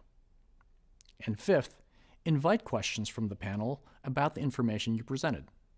Keep in mind that the interviewer's job is to ask questions to learn more about your thought processes.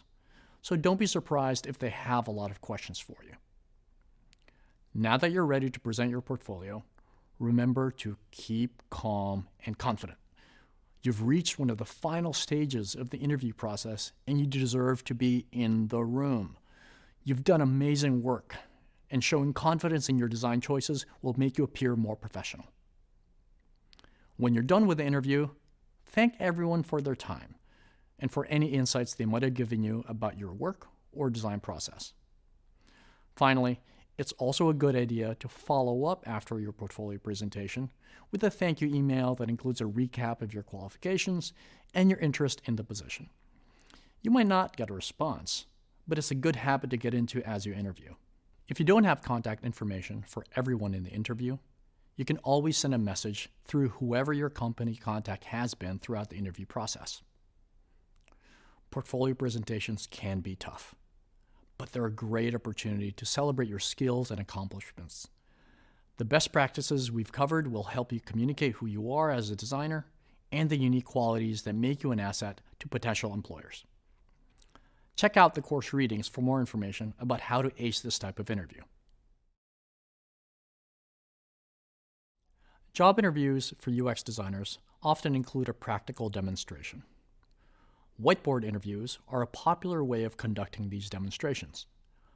Whiteboard interviews get their name from the erasable writing surfaces that are used for teaching and planning that you see in so many classrooms and offices. During a whiteboard interview, you'll be given a design problem to solve in real time using a whiteboard, so that interviewers can observe and learn about how you work. This kind of exercise is a chance for interviewers to watch you work in action, which can help them assess your knowledge, thought process, design capabilities, and communication skills.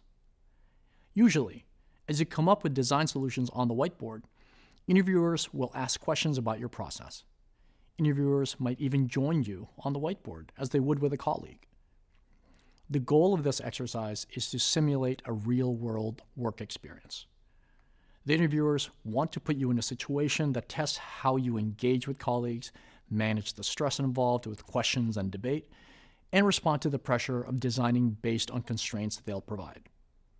A whiteboard interview might be one-on-one with an interviewer or with a panel of interviewers from different parts of the team that you'd be joining. So, you might be wondering, how can I prepare for a whiteboard interview?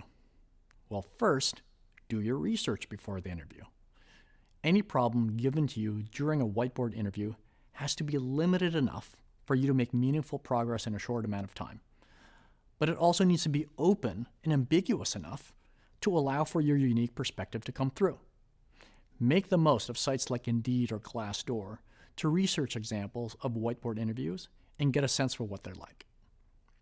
There are tons of examples of whiteboard interview questions online. Remember the prompt generator from Sharpen that you used to select your portfolio projects? All of those prompts are similar to whiteboard interview cases you might be asked to design. Second, practice thinking aloud. During a whiteboard interview, you'll need to describe each decision you make and explain your reasoning. Remember, interviewers want to understand your thinking process, so you need to share what's on your mind. Your ultimate goal is to be able to accurately describe your thoughts without getting lost in the details. Thinking aloud can feel a little awkward at first, so it takes a lot of practice. A great way to check how well you can think aloud is to practice answering a whiteboard interview question and record yourself. Then review the video to check whether your logic and explanations are clear. The third tip I'll share to help you ace your whiteboard interview is to clarify your task. Pay careful attention to what's being asked of you. After an interviewer gives you your task, repeat it back to them to be sure you understand the instructions, the goal, and the constraints. This is also where you can ask for clarification before you get started to make sure you fully understand the challenge. These types of interviews often create ambiguous conditions on purpose to test how candidates react. After you receive the design task, start whiteboarding your design process where you feel most comfortable.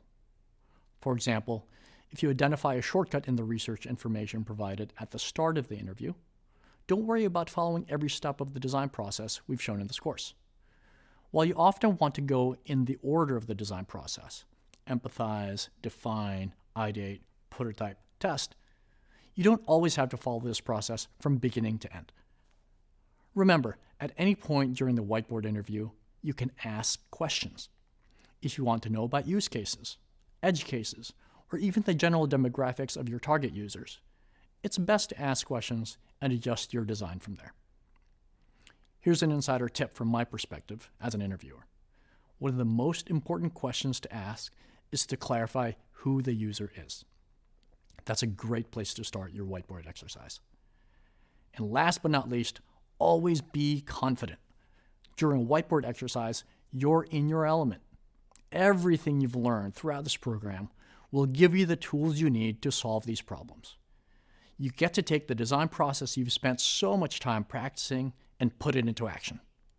Keep in mind, you wouldn't have gotten this far into the interview process if the employer wasn't interested in you, your skills, and your creativity.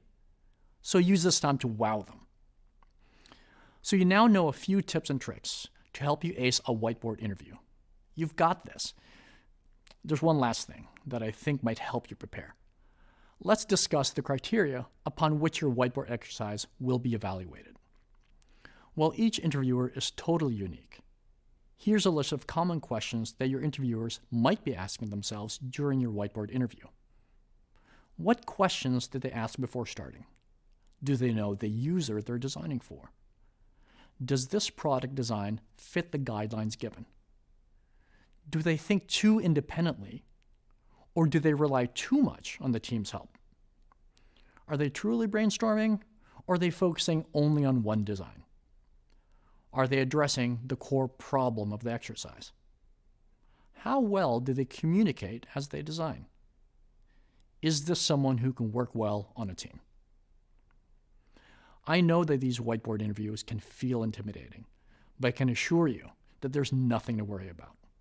Explaining your design process is something that you'll do throughout your work and career as a UX designer. In the real world, it's important for team members to know the thinking behind each other's designs, so they can more easily collaborate and decide on design solutions. So, it's important to feel comfortable describing your thought process while designing, both for interviews and beyond. Now that you're starting to get the hang of the whiteboard interview process, let's talk about take-home design exercises. During a take-home design exercise, you'll follow a similar process as a whiteboard interview, but you'll do the work on your own and from the comfort of your own home.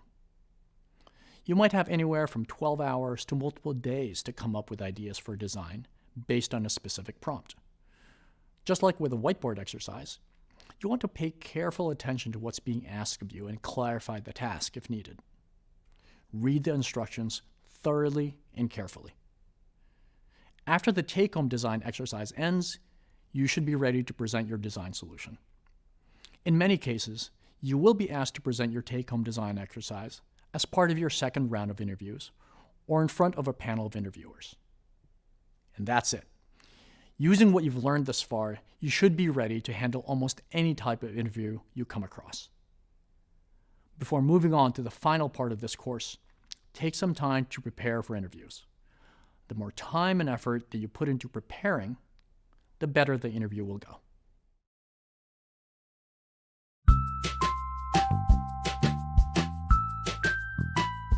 Hi, my name is Juan. I'm a visual designer at Google. How I prepare for an interview? This is the most important thing that as a designer you need to learn. It doesn't matter how good you are in design. You need to learn how to speak in front of others. You need to learn how to sell your ideas. And sometimes we make a lot of mistakes. Even me now, I still learning about speak in public, how to sell idea, and how to prepare myself to talk. One of the things that I do all the time is read, double check and double check. Sometimes we make mistakes even in typography. I know we are designer, but we need to take care in small details. Because when you present, sometimes people just focus in the negative thing, in your mistakes. So, and we as a professional, we need to make sure that we don't make mistakes. Another tips that I mentioned to my friends is always ask questions, be curious. It's not about that the company wants to know you if you deserve the job. It's about they want to know if you really want to work with them. And sometimes when people come to a Google interview, they feel very intimidated. In my case, struggling with the language, I never have a degree in design. When I went to the interview, I asked questions. And of course, part of my research was to learn about the people that are going to interview me. I want to learn what kind of thing they do for the company. And based on that, I focus my conversation. If you need to talk in an interview with a designer, focus the conversation in design topics. Ask questions about design. If you need to talk in the interview process with an engineer, ask questions about engineering things. You don't need to know about engineering, but you can be curious and say, hey, when you develop a project, what's the first thing that you do? And be curious. If you don't get the job, this is another tip. Sometimes you feel sad, oh my God, I didn't get the job, I need to work, and you want to quit. Don't quit. Send a follow-up email.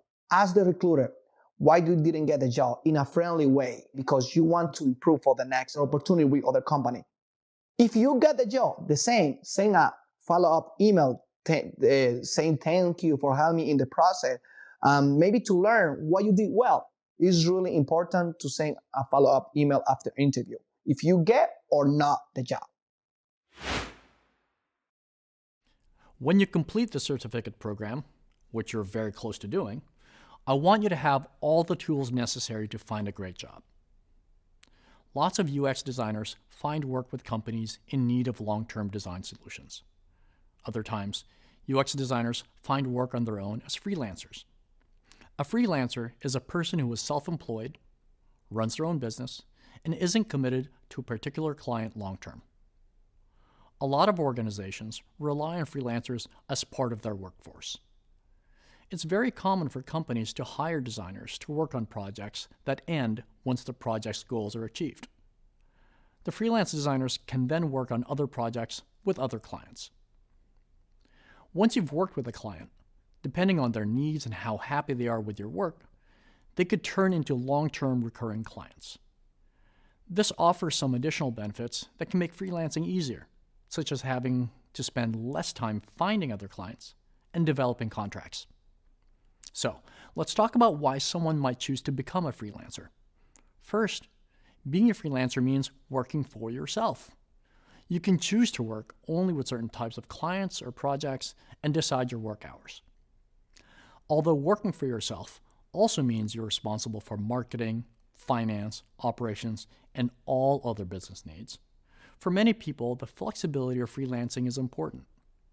They may have health concerns or family responsibilities that make full-time roles difficult. Or they might just feel more productive working hours that aren't supported by traditional office environments. This flexibility means freelancing can be a great option if you find yourself between other types of employment too. Second, freelancing is a great way to expand your portfolio. It's totally normal to be working on lots of short to medium-term projects that span multiple project types and industries as a successful freelancer. This helps you build a diverse portfolio quickly, depending on the number and variety of your clients. Third, freelancing gives you a great opportunity for networking as a designer.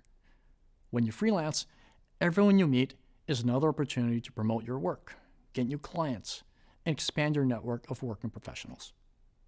And finally, being a freelancer is a great way to grow your skills and knowledge of UX design.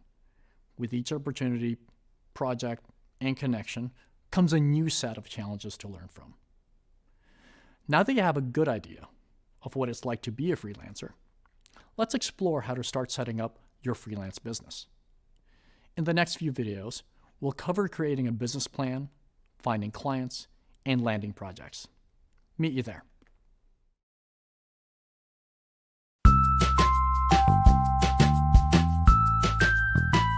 My name is Jennifer, and I'm a user experience research manager at Google. We work with folks called product managers who are responsible for setting the strategy for products. I work with engineers who build the products. I work with designers and other researchers. We collaborate in many different ways to collect insights about customers and then to translate those insights or things that we learn about our customers into new products and new features that help people do their job better. I had a very untraditional path into UX, but in fact, I find that many people in UX have somewhat untraditional backgrounds. So I actually studied engineering formally, but I always had this very strong interest in people, technology, and the design piece. But it took me a while to find my way into user experience. And my path in between those two areas involved me starting out in engineering, and then I explored marketing for a little bit. And then I moved on to freelance consulting, which really pulled me knee deep into a user experience. And that really set me on the path towards user experience more formally.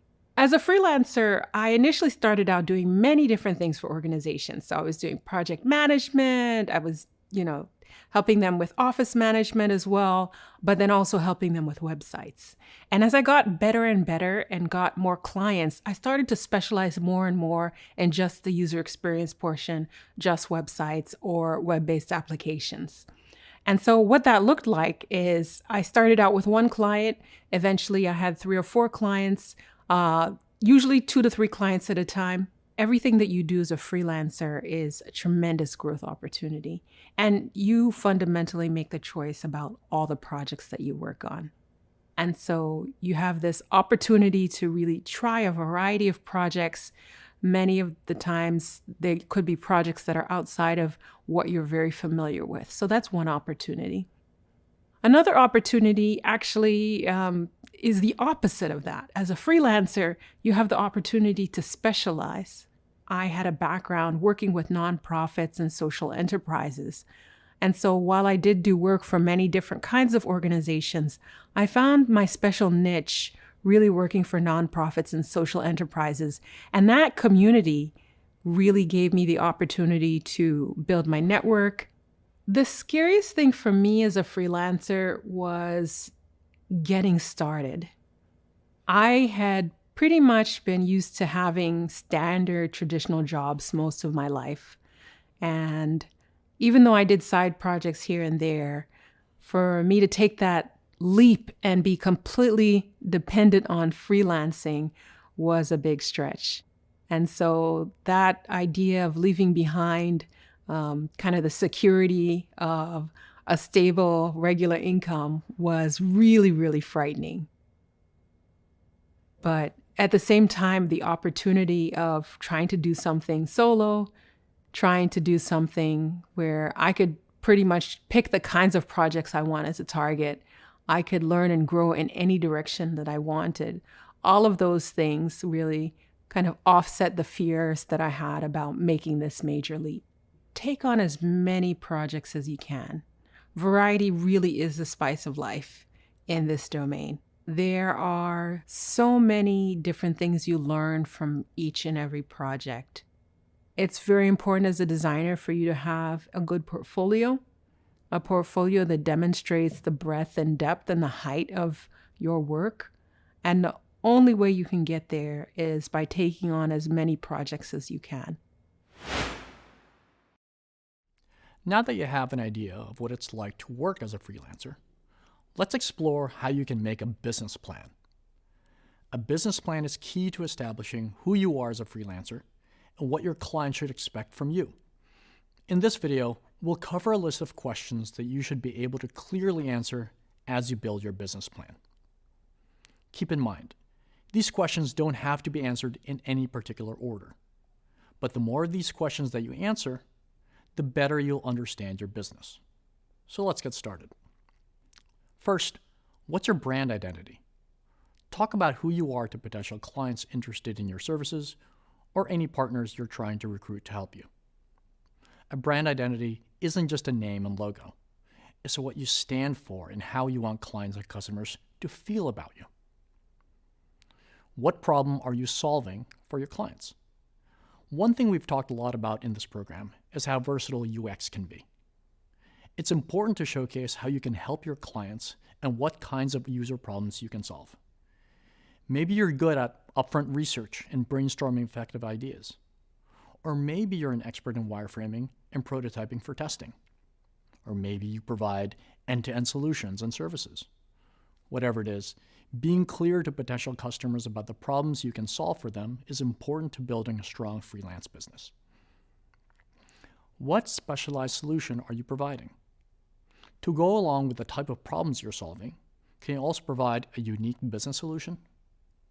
For example, you might be fluent in multiple languages, which could be helpful for a company looking to expand into different markets. Or maybe you're an expert in mobile-first UX design and can help companies turn websites into mobile-friendly experiences. Knowing the unique skills you bring to the table as a designer can help your freelance business thrive. Who are you targeting as your preferred clientele? Knowing your ideal type of client can help you narrow your messaging and branding in order to appeal to those clients. For example, if you have previous experience working in bars or restaurants, you might be in a great position to attract clients in the hospitality industry, since you understand their business challenges and jargon. Take a moment to think about your own work history or past personal experiences and consider how that might influence the type of freelance design work you're best suited to do. Who's your competition? Get an understanding of the competitive landscape by learning about the other businesses that are competing for the same potential clients. This could be marketing firms, design agencies, or other freelancers. You can use the competitive audit skills you've developed throughout this program in a new way to scope out the competition for your own freelance business. What are your business expenses? You need to know your budget inside and out, including what it costs to keep your business running on a weekly, monthly, and annual basis. The amount of money you're able to bring in and the amount you need to spend are both key to creating your budget.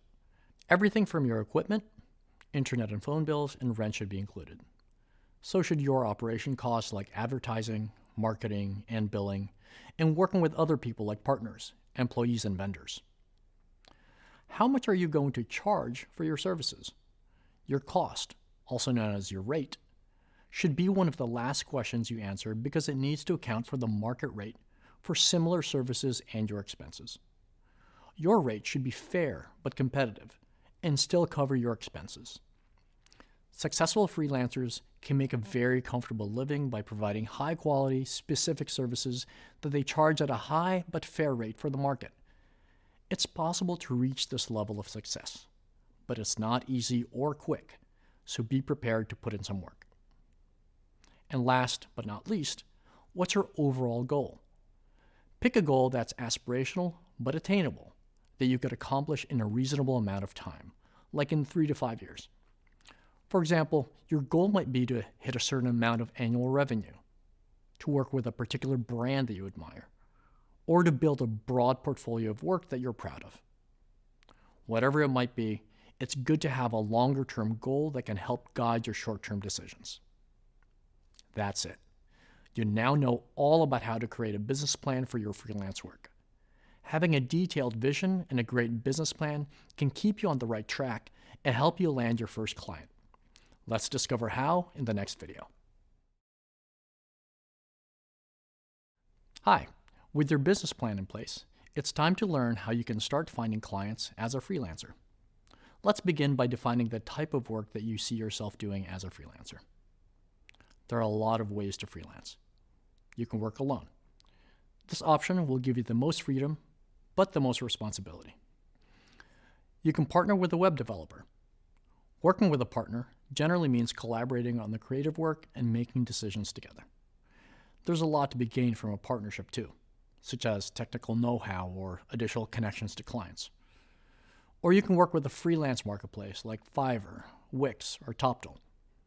Working in a marketplace can give you creative freedom, and the marketplace will serve as the third party for your client transactions. Keep in mind, that comes with a fee. Whichever direction you choose, it's important that you have an up-to-date portfolio that highlights your design capabilities. Reviewing your portfolio will always be something that potential clients are interested in. To start your freelancing career, it's helpful to create a social media page for your new business that includes a link to your portfolio. Once you've created a social media page, add some information about who you are as a UX designer and what your business is aiming to do for clients. You should also post some examples of your work. You can post about your new company on your personal social media profiles too, in order to reach as many potential customers as possible. You might even want to ask your friends to like or share some of your business page posts to broaden your reach. Offering a small finder's fee for any referrals that sign on as clients is a great way to thank your friends for their help and make it more worthwhile to share your business information with their networks. Your professional and personal networks can be a valuable tool in starting your own business, so make the most of it. You can also consider offering your services pro bono or free to clients. As you think about working for free, try to focus on projects in markets you want to learn more about or to support a cause that you're interested in. Treat pro bono projects like any other client, and be sure to agree on the scope of work that needs to be completed up front. You should also be open and honest about what you're hoping to get out of the relationship. I know, the idea of working for free doesn't sound appealing, but these projects can give you a lot of great practice and experience. It can also deepen your UX design knowledge while adding more projects to your portfolio. One pro tip I have for you is to be mindful of what we call scope creep. This is when the details of a project you're planning or scoping slowly increase until the project is much more complex than what was originally planned. This often happens with free work because any extra work hours needed for the bigger project cost you time and money, but not the client. Sometimes scope creep is intentional and sometimes it isn't. So don't be afraid to prepare a new scope of work for pro bono clients that includes rates for additional work. You might also use this time to reach out to small businesses in your local community that could use your services. Pitching takes time and a lot of research. You can create some designs for these proposals and repurpose them for your portfolio too. All of this work to build up your business will help you grow your client base and give you more variety in your design portfolio. It can be intimidating to start a business, but it can also be extremely rewarding and offer several paths to success. I also encourage you to feel free to switch paths if you're not getting the traction or the work you're looking for. You can always start at a marketplace and then branch off to work alone or in a partnership. The choice is yours. Okay, your freelance business is starting to take form. You have a business plan in place and you have some ideas for how to find your first customers. Up next, I'll share some tips for landing your first customer. Let's keep going. Imagine this. You have a client who's interested in your work and wants you to design a product for them. Feel free to get a little excited. The week after you meet the client at a networking event, the potential client sends you a request for proposal. The first thing you need to do is review the request for proposals, or RFP, which includes a scope of work and date to submit your proposal by. A scope of work is a document that outlines the project that you will be completing. It lays out the needs, objectives, timelines, constraints, and any external work you might need to get to complete the project. Next, you want to prepare a proposal to respond to the RFP. A proposal outlines your approach to successfully deliver the work scoped in the RFP. This is where you impress the client with all of the information you've learned about them, the industry, and their competitors. Your proposal also helps to instill confidence in your ability to do the work on time and on budget while meeting the project objectives. Usually, a proposal includes a budget estimate that details the expenses and profit margins that add up to an appropriate cost for your services. Sometimes, a client will want to negotiate this price. It's very important that you have a price that you won't drop below. You have a business and expenses that you have to manage, and devaluing your services can hurt that business. Once the client selects a contractor or freelancer based on their proposal, the client will provide a statement of work. A statement of work is a legally binding document that includes a list of detailed deliverables, their due dates, and a payment schedule. As the contractor, you will need to either agree to the proposed statement of work or negotiate any pieces you want changed. For example, if the schedule for deliverables is faster than what you can realistically turn around, you should negotiate a new schedule prior to signing the contract. The statement of work will also define how and when you'll share in-progress work with your client. This will help you both manage your expectations and get feedback on changes that are needed before finishing the project. Another item you'll want to negotiate as part of the statement of work is a payment schedule. A payment schedule lists expected payment dates and any upfront costs and contingencies. With creative work, you'll want to take some payment upfront. This can vary based on your preferences and needs, but it's normal to get between 40 and 50% upfront. This number can change based on the structure of your payments. If you'd rather have 4 installments, that number could be 25% upfront.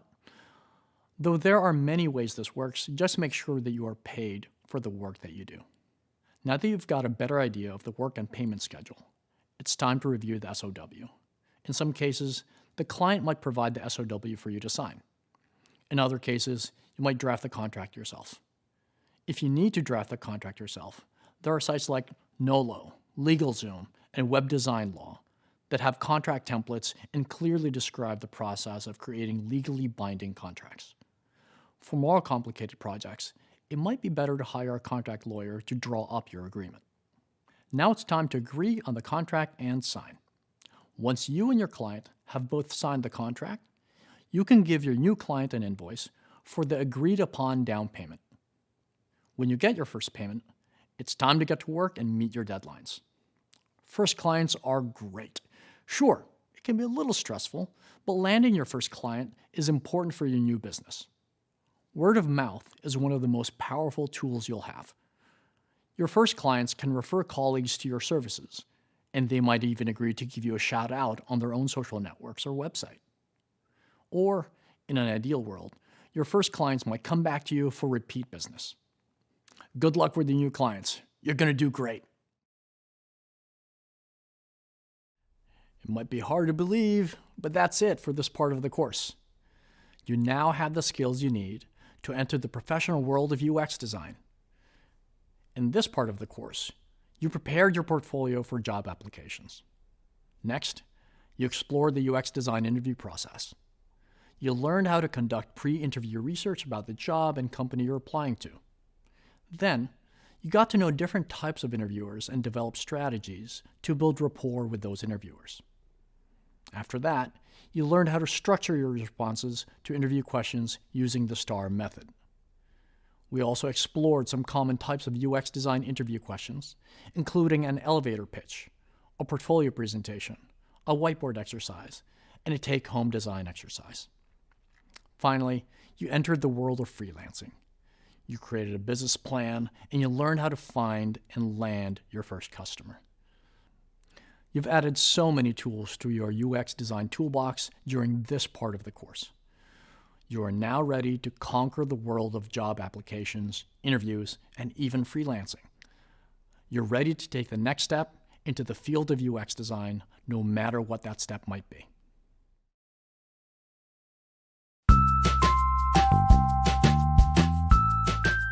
Wow, congratulations. You made it through You persevered. I'm so proud of you. This is a really big accomplishment. I'm so excited for you. I can't wait for you to become a UX designer. Really great job sticking through it. This is such hard work and you totally deserve it. I'm very excited for your next adventure. Now is your chance to celebrate. Take a moment and look at what you've done and run through the halls cheering. You did it! That's fantastic. We are so proud of you. Phenomenal job. Wonderful work. Way to go. We're so excited for you. You're a UX designer. Welcome to the journey. Woo! You did it! Congrats! Congrats. Congrats. Felicitaciones. Congratulations.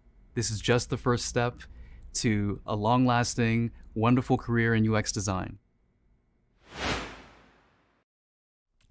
You just completed the Google UX Design Certificate. That's a serious accomplishment. You should truly be proud. Let me say it one more time. Congratulations! There might have been points along the way when you were discouraged or exhausted, but you didn't give up. You've shown some serious dedication and perseverance. Those traits will serve you well as you step into your new career as a UX designer. Let's review all you've learned throughout this program. You started by building a foundation in UX design. You reviewed common job responsibilities of entry-level UX designers and other teams you might work with. You learned common terms, tools, and frameworks UX designers use. You explained why design sprints are an important and useful part of a UX designer's work. And you started to develop a professional online presence, including beginning your portfolio and joining online UX communities. Next, you started the design process for your first portfolio project. You empathized with users, defined the problem, and ideated on possible solutions. Along the way, you realized that understanding the world from a user's point of view is one of the most important jobs of a UX designer. That empathy includes a focus on accessibility and is a key component to designing for everyone. After that, you sketched wireframes on paper and created them digitally in Figma. Then you moved into the prototype phase of the design process. You built your first low-fidelity prototype of an app, and you saw your designs in action. You also learned the importance of ethics in the field of UX design. In the next course, you used everything you learned to create another project. This time, it was a responsive website that you created in Adobe XD. You learned all about designing for websites, including sitemaps and common web page layouts. You also added a second case study to your portfolio to showcase your work, searched for jobs in UX design, and created a resume too. And finally, you followed the design process again to build the final project for your portfolio. You combined all of your skills to design a dedicated mobile app and responsive website for social good. You wrapped up the course by polishing your portfolio, getting ready for the job interview process, and exploring freelance work. It was an incredible amount of work, and it's clear that you're ready to start your new career. The learning doesn't end here, though. Keep polishing your designs and updating your portfolio to show off your best work. And whether you become a specialist or a generalist, there's always more to learn, new skills to gain, and additional ways to connect with users and your peers in UX design. You've already shown some serious dedication to the field, so stay curious. It's been wonderful leading you through the final part of this program. I know you're already well prepared for a fantastic career in UX design. Good luck.